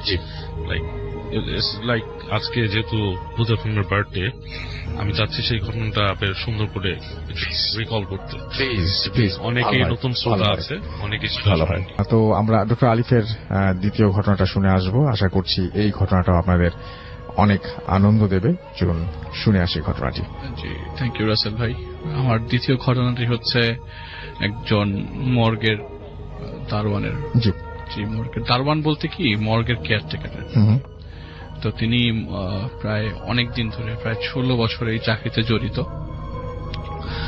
একটি হসপিটালের মর্গে তিনি রেগুলারলি লাশ রিসিভ করতেন এবং ম্যাক্সিমাম লাশগুলাই আসতো হচ্ছে আপনার থানা থেকে। তো ধরে নেওয়া যেত যে এইসব লাশ পোস্টমর্টেম হয়েই যাবে আর কি। তো ওনার সাথে ছিল একজন ডোম ছিল আর কি, যে রেগুলারলি লাশগুলা কাটতো আর কি। তো গভর্নমেন্ট থেকে নিযুক্ত ছিল। তো দেখা যেত সবসময় সেই ডোম রেগুলারলি আসতো না, লাশ ওই মর্গেই থেকে যেত, কিছুদিন পরে কাটা ছাটা হতো আর কি। তো ঘটনার দিন যে সবসময় বলে যে আজকে বলি রাসেল ভাই ঘটনার রাতে চলে যায়, সেদিন উনি আসলে ওনার ডিউটি শেষ হয়ে যায়। তো ডিউটি শেষ হয়ে যাওয়ার পরে ওনাকে একটা লোক বলে যে এই কাজটা করে দিতে হবে, সে তার বিনিময়ে সে কিছু টাকা পাবে। তো তার ডিউটি শেষ হয়ে যাওয়ার পরে সেই কাজটা করে সে বাড়ির দিকে যাচ্ছিল। তো হসপিটাল প্রেমিসেস তখনও ক্রস করে দেয়। হসপিটালের গেটে যাওয়ার পথেই আবার তাকে ডেকে পাঠানো হয়, বলা হয় যে তোমাকে আজকে রাতে এখানে ডিউটি দিতে হবে। রাতে ওই দিনের শিফটে যে ডিউটি ছিল সে মানে ওই জায়গা থেকে ওখানে নাই আর কি, ছুটিতে গেছে। তো বলেছে যে তোমাকে আজকে রাতে এবং কালকে পর্যন্ত ডিউটি দিতে হবে। তো অনেক আকুতি মিনতি করা, তো চাওয়ার পরও যে না আমি আজকে করতে পারবো না, কিন্তু তাকে রেহাই দিতে পারে না আর কি। তো তাকে থাকতে হয় সেখানে। তো তখন রাত্র 8টা কি 8:30 বাজে, এমন সময় 2টা লাশ আসে। ওই 2টা লাশ থানা থেকে পাঠানো হয় ডিরেক্ট। তো 2টা লাশকে তিনি মর্গের ভিতরে ঢুকিয়ে, লাশগুলা কি হয় ভ্যানে করেই মোস্ট অফ দ্য টাইম আসে। তো লাশগুলাকে রিসিভ করে স্ট্রেচারে করে মর্গের ভিতরে নিয়ে যাওয়া হতো আর কি। আচ্ছা।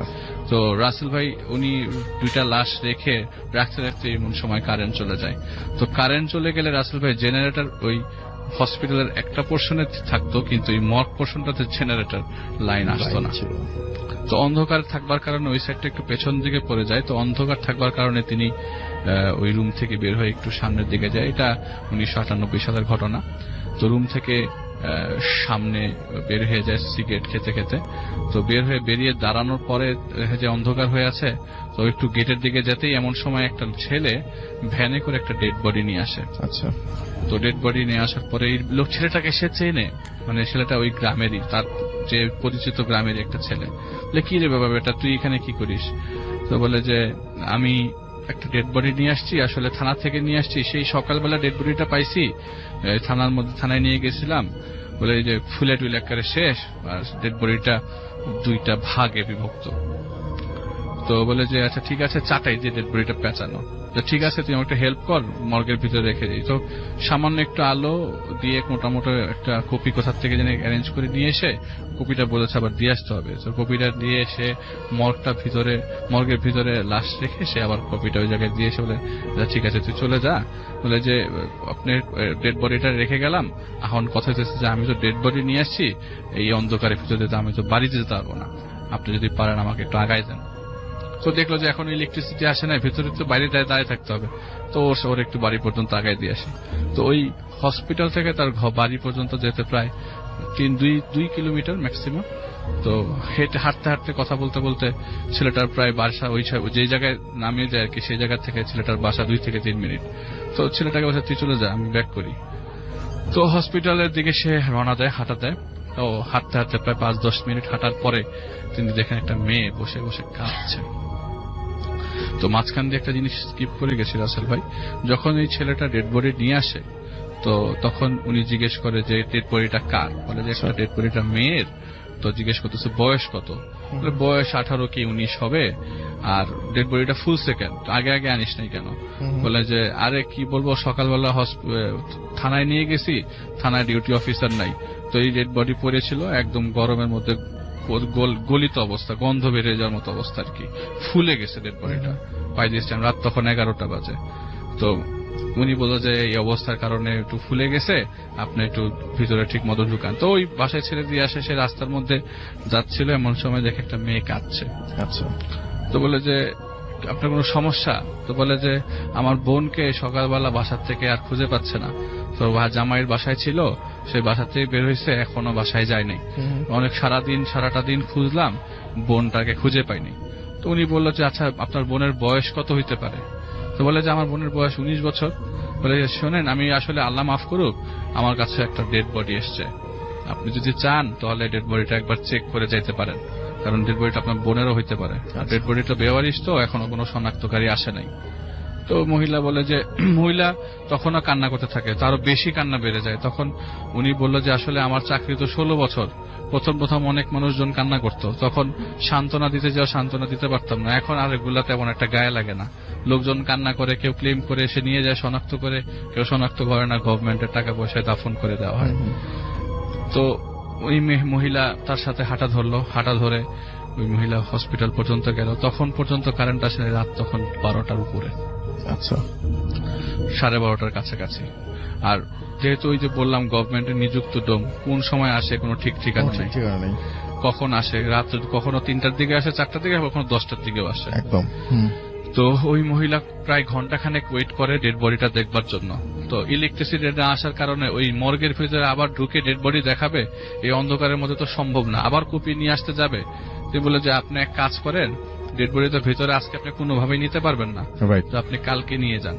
তো বলে ওই মহিলা বলতেছে যে ভাই শোনেন, আসলে তো আমার কেউ নাই, আর আপনাকে একটা দায়িত্ব দিব, আপনি যদি ওনার শ্বশুর বাড়ি থেকে কেউ আসে, আপনি দয়া করে তাদেরকে ডেড বডিটা দিয়ে দিয়েন না আমি না আসা পর্যন্ত। আর যদি সম্ভব হয় আমাকে একটু উপকার করেন ডেড বডিটা দাফন করবার জন্য, আমার কাছে তেমন টাকা পয়সা নেই। তিনি বলেন যে আসলে যদি কেউ শনাক্ত করে ফেলে তখন আর ডেড বডির প্রতি গভর্নমেন্ট তেমন একটা নজর দেয় না, তখন তাকেই নিয়ে যেতে হয়। তারপর আমি চেষ্টা করবো যেন আপনি দাফন করা যায়, যদি এটা আপনার বোনের লাশ হয়। তো উনি বলে যে আচ্ছা ঠিক আছে। তো এর মধ্যে ইলেকট্রিসিটি চলে আসবে, এমন সময় মহিলাটা হাঁটা যায়, মানে আপনার ইলেকট্রিসিটি আসছে আর মহিলাটা তার রাস্তায় হাঁটা দিয়ে চলে গেছে। তো দৌড়ে সামনে আগানোর পরেও মেয়েটাকে আর খুঁজে পায় নাই, যে মেয়েটা কোথায় চলে গেল। তো ভাবছে যে চলে গেছে হয়তো বা, কি আর করা। তো ইলেকট্রিসিটি আসার পর সে লাশগুলা মর্গের ভিতরে আবার সুন্দর করে স্ট্রেচার দিয়ে গুছিয়ে রাখলো, যাতে তার ওই ডোম আসলে যেন ইজিলি সব কাজ করতে পারে। তো ডোম আসলো রাত 2টার দিকে। তো উনি একটু মাতাল অবস্থায় এসছে, আর মোস্ট অফ দ্য টাইম ডোমগুলো আগে মাতাল অবস্থায় থাকতো। তো বলে যায় তো ওই ডেড বডি গুলা রেডি কর। আচ্ছা, তো রেডি করবার সময় প্রথম লাশ খুলে স্ট্রেচার দিয়ে ওই ডোমের কাছে নিল। দ্বিতীয় লাশ খুলতেই রাসেল ভাই উনি সবচেয়ে বেশি মানে ডিরেক্টলি সে বলে ও আল্লাহ গো, মানে দেখি অবাক হয়ে গেল, এটা হচ্ছে সেই ছেলের লাশ যে ছেলে এই মেয়েটার লাশ নিয়ে আসছিল, একটা লাশ নিয়ে আসলো পরে, সেই ছেলের লাশ। ওরে তো আমি মাত্র বাড়িতে নামাই দিয়ে আসলাম, এই ছেলের লাশ কিভাবে হয়? এখন এই মাতাল লোককে তো কিছু বলার নাই, উনি বললে কিছু শুনবেও না। উনি নিজের মধ্যে কথাটা রাখলো, আর ওনার বুকটা আস্তে আস্তে ধরপড় বেড়ে গেল, হার্টবিট বেড়ে গেল। বলে যে বুকের কলিজাটা যদি ছিঁড়ে কেউ নিয়ে যায় এই মুহূর্তে, আমার ওরকম লাগছিল। এই ছেলেটাকে মাত্র আমি বাসায় নামাই দিয়ে আসলাম, আর এই ছেলেটা আমার চাটাইয়ের মধ্যে শুয়ে আছে। তৃতীয় লাশটা যখন খুললো উনি আরো বেশি অবাক হয়ে গেল। তৃতীয় লাশটা হচ্ছে সেই মহিলা, যে মহিলাটা বলে গেল যে আমার বোনের লাশ। তো জিনিসটা খুব পেঁচানো, প্লাস উনি পেঁচানো, প্লাস উনি বলছে যে আসলে রাসেল আমি লাশটা জট খুলে দিব। পেঁচানোটা এরকম যে বলে যে আমি আমার এত বছরের লাইফে এতগুলা লাশ আমার হাতের উপর দিয়ে গেল, কত মানুষকে লাশ বুঝাই দিলাম, কত মানুষকে বুঝাতে পারলাম না, কবর দিয়ে দিলাম, অথচ এই 2টা লাশের সাথে আমার সাথে এরকম ভাবে ঘটলো যে 2টা লাশ স্বয়ং আমার সামনে একটু আগে ছিল। আমার মনের অবস্থা কিরকম, আপনার কেমন হতে পারে রাসেল ভাই আমি জানি না। আমি নিজে যখন চিন্তা করি এই জিনিসটা ভাবে নিজেকে বসে, তখন মাথা টাথা উল্টা পাল্টা হয়ে যায়। তো বললো যে লাশ সব কাজ যখন শেষ, পরের দিন সকালবেলা সেই ছেলেটার লাশ নিতে আসে তার পরিবারের লোকজন, আর পরিবারের লোকজন তো তার পরিচিত। এখন পরিবারের লোকজনদেরকে যদি সে এই কথা বলে যে আমি ওর সাথে গতকালকে রাত বিকালবেলা মিট করেছিলাম, ও বলে আরো বেশি ভয় পেয়ে যাবে, আরো বেশি ভয় পাবে। হ্যাঁ, সেটাই। তো তুমি আর এগুলি কথাগুলা কাউকে কিছু না বলে লাশ হস্তান্তর করে দেয়। আর সবচেয়ে কষ্ট হচ্ছে যে ওই মেয়েটার লাশ আর কেউ শনাক্ত করতে আসে নাই। মেয়েটার দুই পাশ বিভক্ত ছিল আর ফুলে গেছে যে, কিন্তু যখন মেয়েটার সাথে কথা বলে ওই মুহূর্তে ফোলা পাপা দাগে নেই, যে ওই চেহারাটাই ফুলে আছে, এটা একদম পরিষ্কার। তো পরে লাশ ওই মাঝখান দিয়ে জোড়া দিয়ে দেয় ডোম, এবং ওই লাশটা দাফন করার জন্য তিনি নিজে গভর্নমেন্ট প্রসেস কমপ্লিট করে দাফনের ব্যবস্থা করে, নিজে দাফন করে জানাজা করে, তারপরে লোকজন নিয়ে নিজে দাফন করে, তারপরে ক্ষান্ত হয়। তো রাসেল ভাই উনি বলে যে আমার এতদিনের অভিজ্ঞতায় কখনো এরকম ভাবে দুইটা লাশ আমার সামনে দিয়ে এসে চলে যাবে আমি কখনো কল্পনাও করতে পারি নাই। আর মোস্ট ইম্পর্টেন্ট কথা হচ্ছে রাসেল ভাই, এইটার একটা কানেকশন উনি বলল যে পরবর্তীতে জানা গেছে যে আশেপাশের প্রত্যক্ষদর্শীরা যারা দূর থেকে দেখছে তারা বলছে যে এই ছেলেটা একটা মেয়ে বাঁচাইতে গেছিল। এখন এটা কোন মেয়ে? মাঝখানে ছেলেটা একটা মেয়ে তখন ওই মুহূর্তে কাটা পড়ে, আর একটা ছেলে দৌড়ে বাঁচাতে যায়, ওই মুহূর্তে দুইজনই মারা যায়। পুলিশ কেস হবে দেখে কেউ কারো কাছে আগাই যায় নাই। তো মেয়েটার লাশটা পরে ছেলেটা যেভাবে নিয়ে আসছে, ছেলেটা কি করে ট্রেনের সাথে বাড়ি খায়, বাড়ি খাওয়ার পরে দূরে ছিটকে পড়ে, আর মেয়েটা মাঝখান দিয়ে কাটা পড়ে যায়। তো এইভাবেই রাসেল ভাই কানেক্ট, মানে উনি বলেছে হয়তো বা এইভাবেই কানেক্টেড হয়েছিল। হ্যাঁ, স্বাভাবিকভাবেই কানেক্টেড আর কি। এটাই ছিল রাসেল ভাই ঘটনা। অনেক ধন্যবাদ। সেটা হচ্ছে আমাদের আরেকটা অডিও ক্লিপ শুনবো আমরা, এবং আশা করছি যে এই অডিও ক্লিপ রাসেল ভাই, আসলে আমি যে ক্লিপটা পাঠাতে চাইছিলাম, তো আমি আমার অডিয়েন্সদের প্রথমেই বলেছি যে আজকে একজন ভাইয়া এসেছে যে তিনি তার জীবনের সাথে ঘটে যাওয়া বা তার সাথে তার কর্মক্ষেত্রে একটি ঘটনা ঘটে গিয়েছে। তো সেই ঘটনাটাই বলবে, আশা করি সবারই সেই ঘটনাটি ভালো লাগবে। তো যাই হোক, আজকের ঘটনাটি অনেক অনেক ভয়ঙ্কর হবে। আসলে ঘটনাটা প্রথমে আমি শুনেছিলাম, তো ভালো লেগেছে বিধায় আমি আপনাদেরকে সাজেস্ট করতেছি যে আপনারা ঘটনাটি শুনবেন। চলে যাব। জি ভাইয়া, কোথা থেকে এসেছেন, আপনার নাম কি, বাসা কোথায়, বলে একটু শুরু করবেন। আসসালামু আলাইকুম ভাইয়া, আমি বগুড়ার নারুলি থেকে এসেছি। আমি পেশায় একজন ড্রাইভার, আর আমি আগে ট্রাক চালাতাম। এখন বর্তমানে একটা ভালো পরিস্থিতিতে আছি আলহামদুলিল্লাহ, আল্লাহর অশেষ রহমতে। তো আমি যখন ট্রাক চালাতাম তখন আমার লাইফে আর হরর কিছু ঘটে যাওয়া একটা কাহিনী, সবার জীবনে যেরকম ঘটে আমার জীবনেও একটা কাহিনী ঘটে গিয়েছিল। তো আমি এই বিষয় নিয়ে এই কাহিনীটা আর কি সাহিব ভাইয়া আপনার স্টুডিওতে বলবো ইনশাআল্লাহ।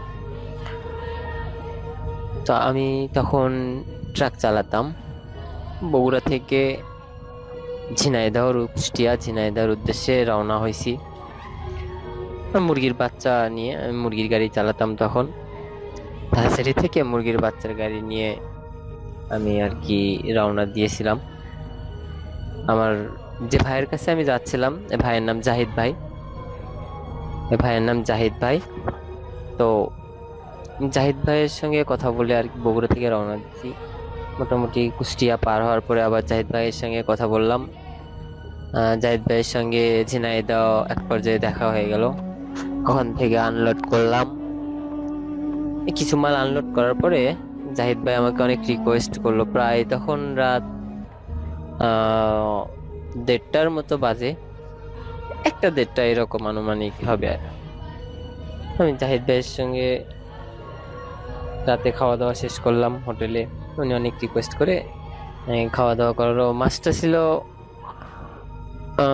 মোটামুটি রমজান মাসের আগে, 1 মাস পরেই রোজা শুরু হবে আর কি।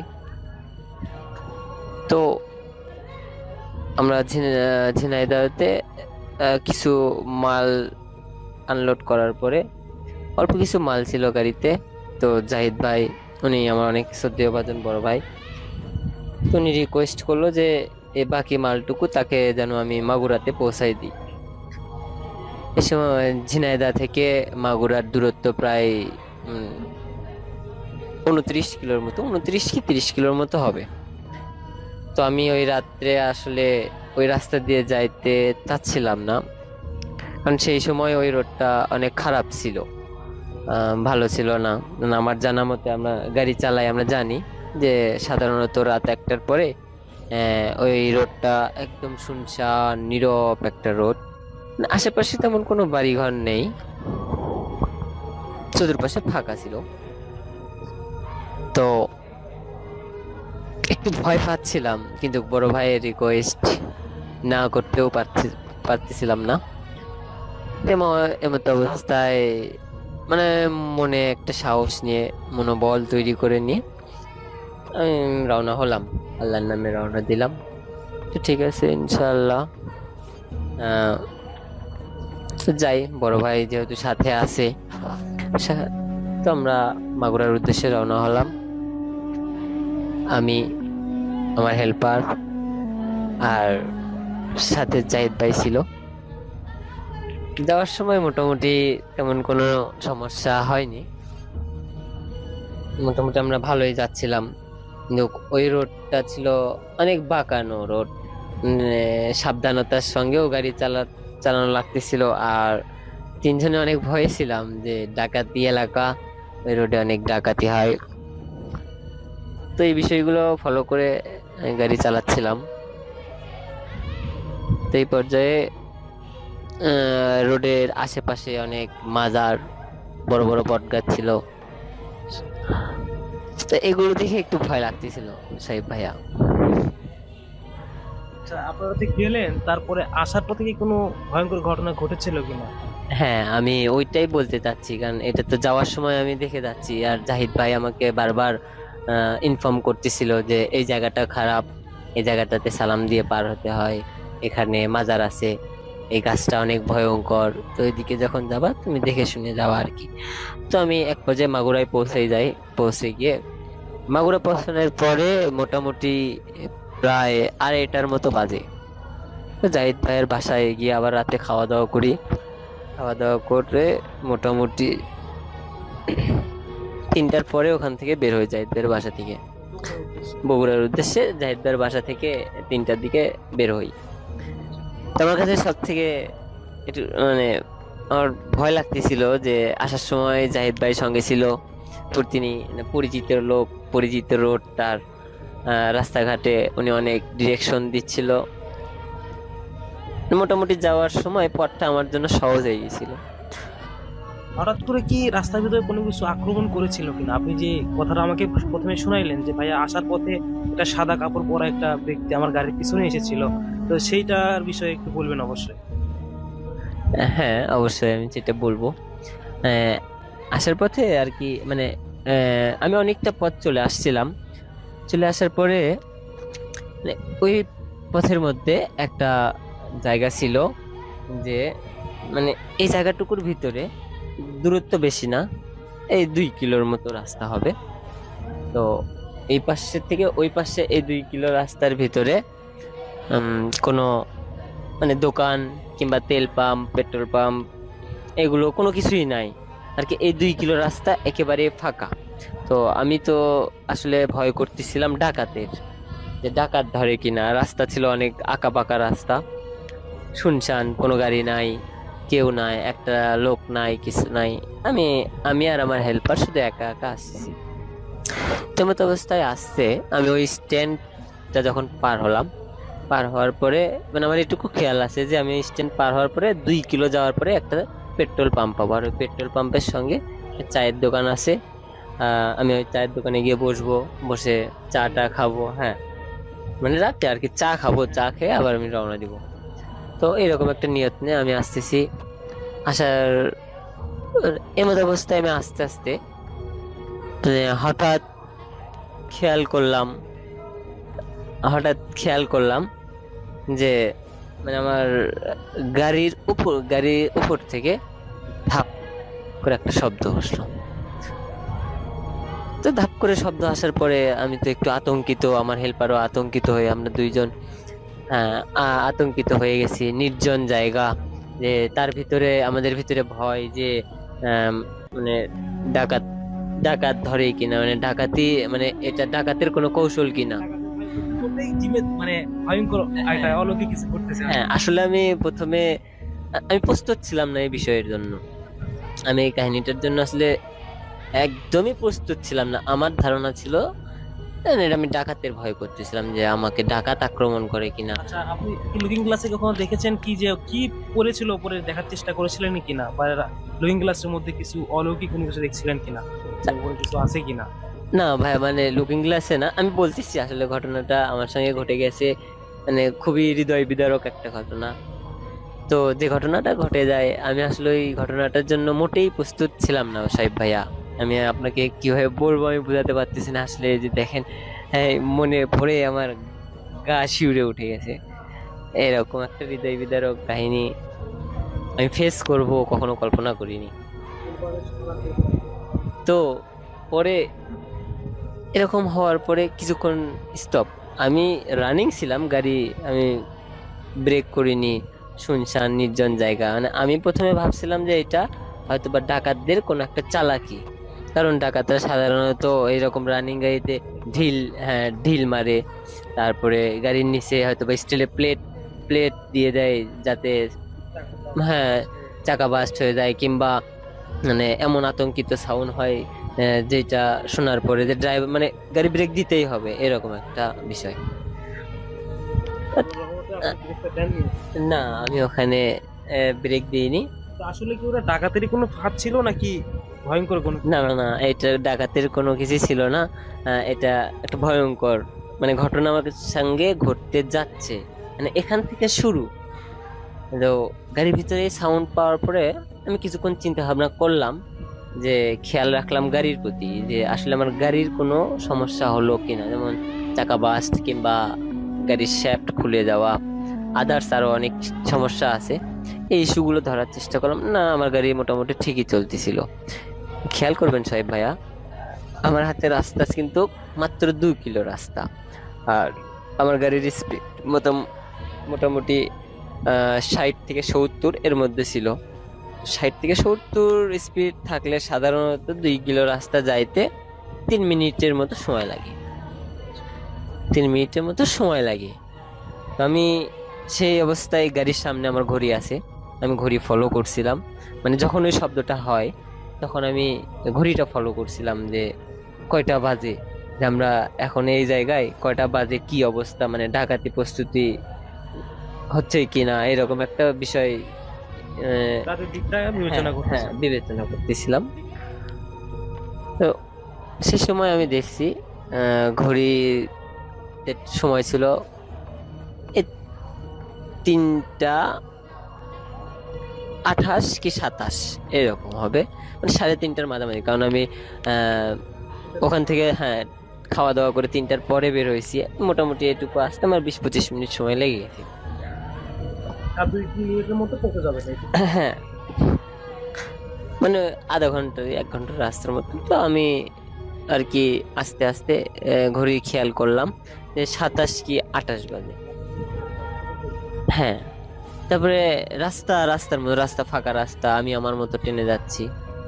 তারপরে খেয়াল করলাম ভাইয়া, মানে আবার একটা শব্দ হলো, এরকম ধাপ করে একটা শব্দ হলো। শব্দ হওয়ার পরে মানে আমি গাড়ির লুকিং গ্লাস ফলো করলাম। আমার গাড়িতে 3টে লুকিং গ্লাস, আমি 3টে লুকিং গ্লাসই ফলো করলাম। মাঝখানের যে লুকিং গ্লাস, এই লুকিং গ্লাসে মানে আমার কেন জানি মনে হলো যে আমি দেখতে পেলাম যে আমার গাড়ির পিছনে একটা আফসা, মানে খুবই স্পিডে যদি একটা সাদা কিছু চলে যায়, যেটা আর কি সাধারণত ধারণা করা যায় যে খুবই স্পিডে ভাইয়া, খুবই স্পিডে। তো তারপরে আমার শরীরটা শিউরে ওঠে। আমার গাড়ির গ্লাস লক করা ছিল না, সাধারণত গরমের দিন ছিল, তো আমি গ্লাস নামায় রাখছিলাম। আমার হেল্পার আর আমরা আমার হেল্পারকে আমি বুঝতে দিইনি প্রথমে বিষয়টা। আমার হেল্পারকে আমি বুঝতে দিইনি। তো আমার হেল্পারকে আমি বললাম যে পিছনে দেখো তো সবকিছু ঠিক আছে কিনা। মানে আমার গাড়িতে শুধু পিছনে একটা চাকা ছিল, স্পিয়ার চাকাটা ডালার মধ্যে ছিল, আর গাড়ির যে তিরপল পলিথিন থাকে এটা ছিল। তো ও দেখলো না সবকিছু ঠিকই আছে। তারপরে আমি ওকে বুঝতে দিলাম না, ওকে বললাম যে তুমি গ্লাসগুলো লক করে দাও, ভিতর থেকে লক করে দাও। আমার পাশের গ্লাস আমি লক করে দিলাম, ওর পাশের গ্লাস পিছনের গ্লাসও লক করে দিল। দিয়ে ভাইয়া রানিং গাড়ি বন্ধ হয়ে গেছে, মানে স্টার্ট বন্ধ হয়ে গেছে, কিন্তু গাড়ি আমার রানিং। আমি এই অবস্থাতে আচ্ছা আমি দেখি ভাইয়া মানে এরকম একটা সিচুয়েশন। তো আমি অনেক চেষ্টা করছি গাড়ি স্টার্ট করার, রানিং অবস্থাতে আমি গাড়ি স্টার্ট করে নিই। স্টার্ট করে নেওয়ার পরে মানে তারপর আমি খেয়াল করলাম সাহেব ভাইয়া, যে আমার গ্লাসে একটু একটা বোঝা যাচ্ছে যে মানে আস্তে আস্তে কালো একটা ছায়ার মতো যে ঢেকে যায়, এরকম গ্লাসে কিছু একটা আমি বুঝতে পারতেছিলাম। তাই প্রথমে বুঝতে পারিনি যে এটা কি ছিল, আমি ভাবলাম হয়তো বা চোখে মানে একটু ঘুম ঘুম ভাব, এটার কারণেও হতে পারে। তখন কিন্তু গাড়ি স্টার্ট নিয়ে আমি আবার স্বাভাবিক যাচ্ছি। আমার হাতে সময় প্রায় 10 মিনিট ওভার হয়ে গেছে, আমার 2 কিলো রাস্তা আমি এখনো শেষ করতে পারিনি। তো এমত অবস্থায় দেখলাম আস্তে আস্তে মানে কালো হইতে ঘন কালো মেঘের মতন আমার গ্লাসটা পুরোটাই ছায়া গেল, কারণ আমার গাড়ি হেডলাইটের জন্য আমি বুঝতে পারছিলাম রাতের বেলা তো মানে সবকিছু যেন অন্ধকার হয়ে যাচ্ছে। তো আমি হুইপার চালালাম, তো হুইপারের সঙ্গে ওইটা মানে কেমন প্যাচ খেয়ে যাচ্ছে। পরে আমি বুঝতে পারলাম যে এটা চুলের মতো কিছু একটা হবে। তো আমি তো একটু ভয় খেয়ে যাই যে আসলে এটা কি। আপনি কি তখন রাস্তা দেখতে পাচ্ছিলেন, মানে রাস্তার সামনে রাস্তা আমি তেমন দেখতে পাচ্ছিলাম না, হুইপার দিয়ে একটু আবসা দেখতে পাচ্ছিলাম। তারপরে আরো কমাই দিচ্ছিলেন? না, আমার গাড়ির গতি অব্যাহত ছিল। মানে এই ঘটনা যখন থেকে শুরু হয় ভাইয়া, আমি গাড়ির স্পিড কমাইনি, আমার গাড়ি রাস্তা থেকে নেমেও যায়নি, কোনো সমস্যাই নাই। আর এইটুকু রাস্তা এতটুকু সময় আমি কিভাবে পার করছি আমি আসলে নিজেও জানি না ভাইয়া। সে সময় আমার সেন্স কাজ করতেছে না। হ্যাঁ, হারিয়েছিলাম। তো এমন অবস্থায় আমি গাড়ি চালাইতে দেখলাম ভাইয়া মানে আসলে ওটা অরিজিনালি চুল ছিল, মানে চুল দিয়ে ঢাকতে আস্তে আস্তে নেমে আস্তে তো আমি দেখলাম ভাইয়া মানে দুটো চোখ আমার গ্লাসের সামনে, মানে বুঝতেই তো পারতেছেন ভাই সেই সময় সিচুয়েশন কিরকম। মানে আমি এইরকম দাঁড়াই আছি, শুধু আমার মাঝখানে একটা গ্লাস, মানে 1 হাত ডিফারেন্স একটা গ্লাস, আর গ্লাসের ওই পাশেই গ্লাসের সঙ্গে দুটো চোখ একদম টকটকা লাল, যেন মনে হচ্ছে চোখের মধ্যে আগুন জ্বলতেছে। মানে এই অবস্থাতে তো ভাই মানে আমি পুরোই মানে সেন্সলেস একটা অবস্থায়, কিন্তু গাড়ি কন্ট্রোলিং এ ছিলাম আমি। না, আমি গাড়ি ব্রেক করিনি। মানে এরকম আস্তে আস্তে আমি যতটুকু দোয়া কালাম আমি সব পড়ার চেষ্টা করছি এবং পড়েছি।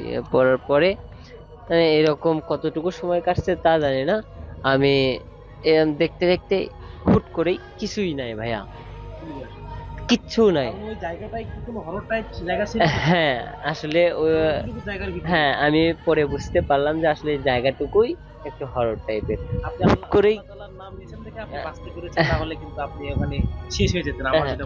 জি ভাইয়া, হতে পারে।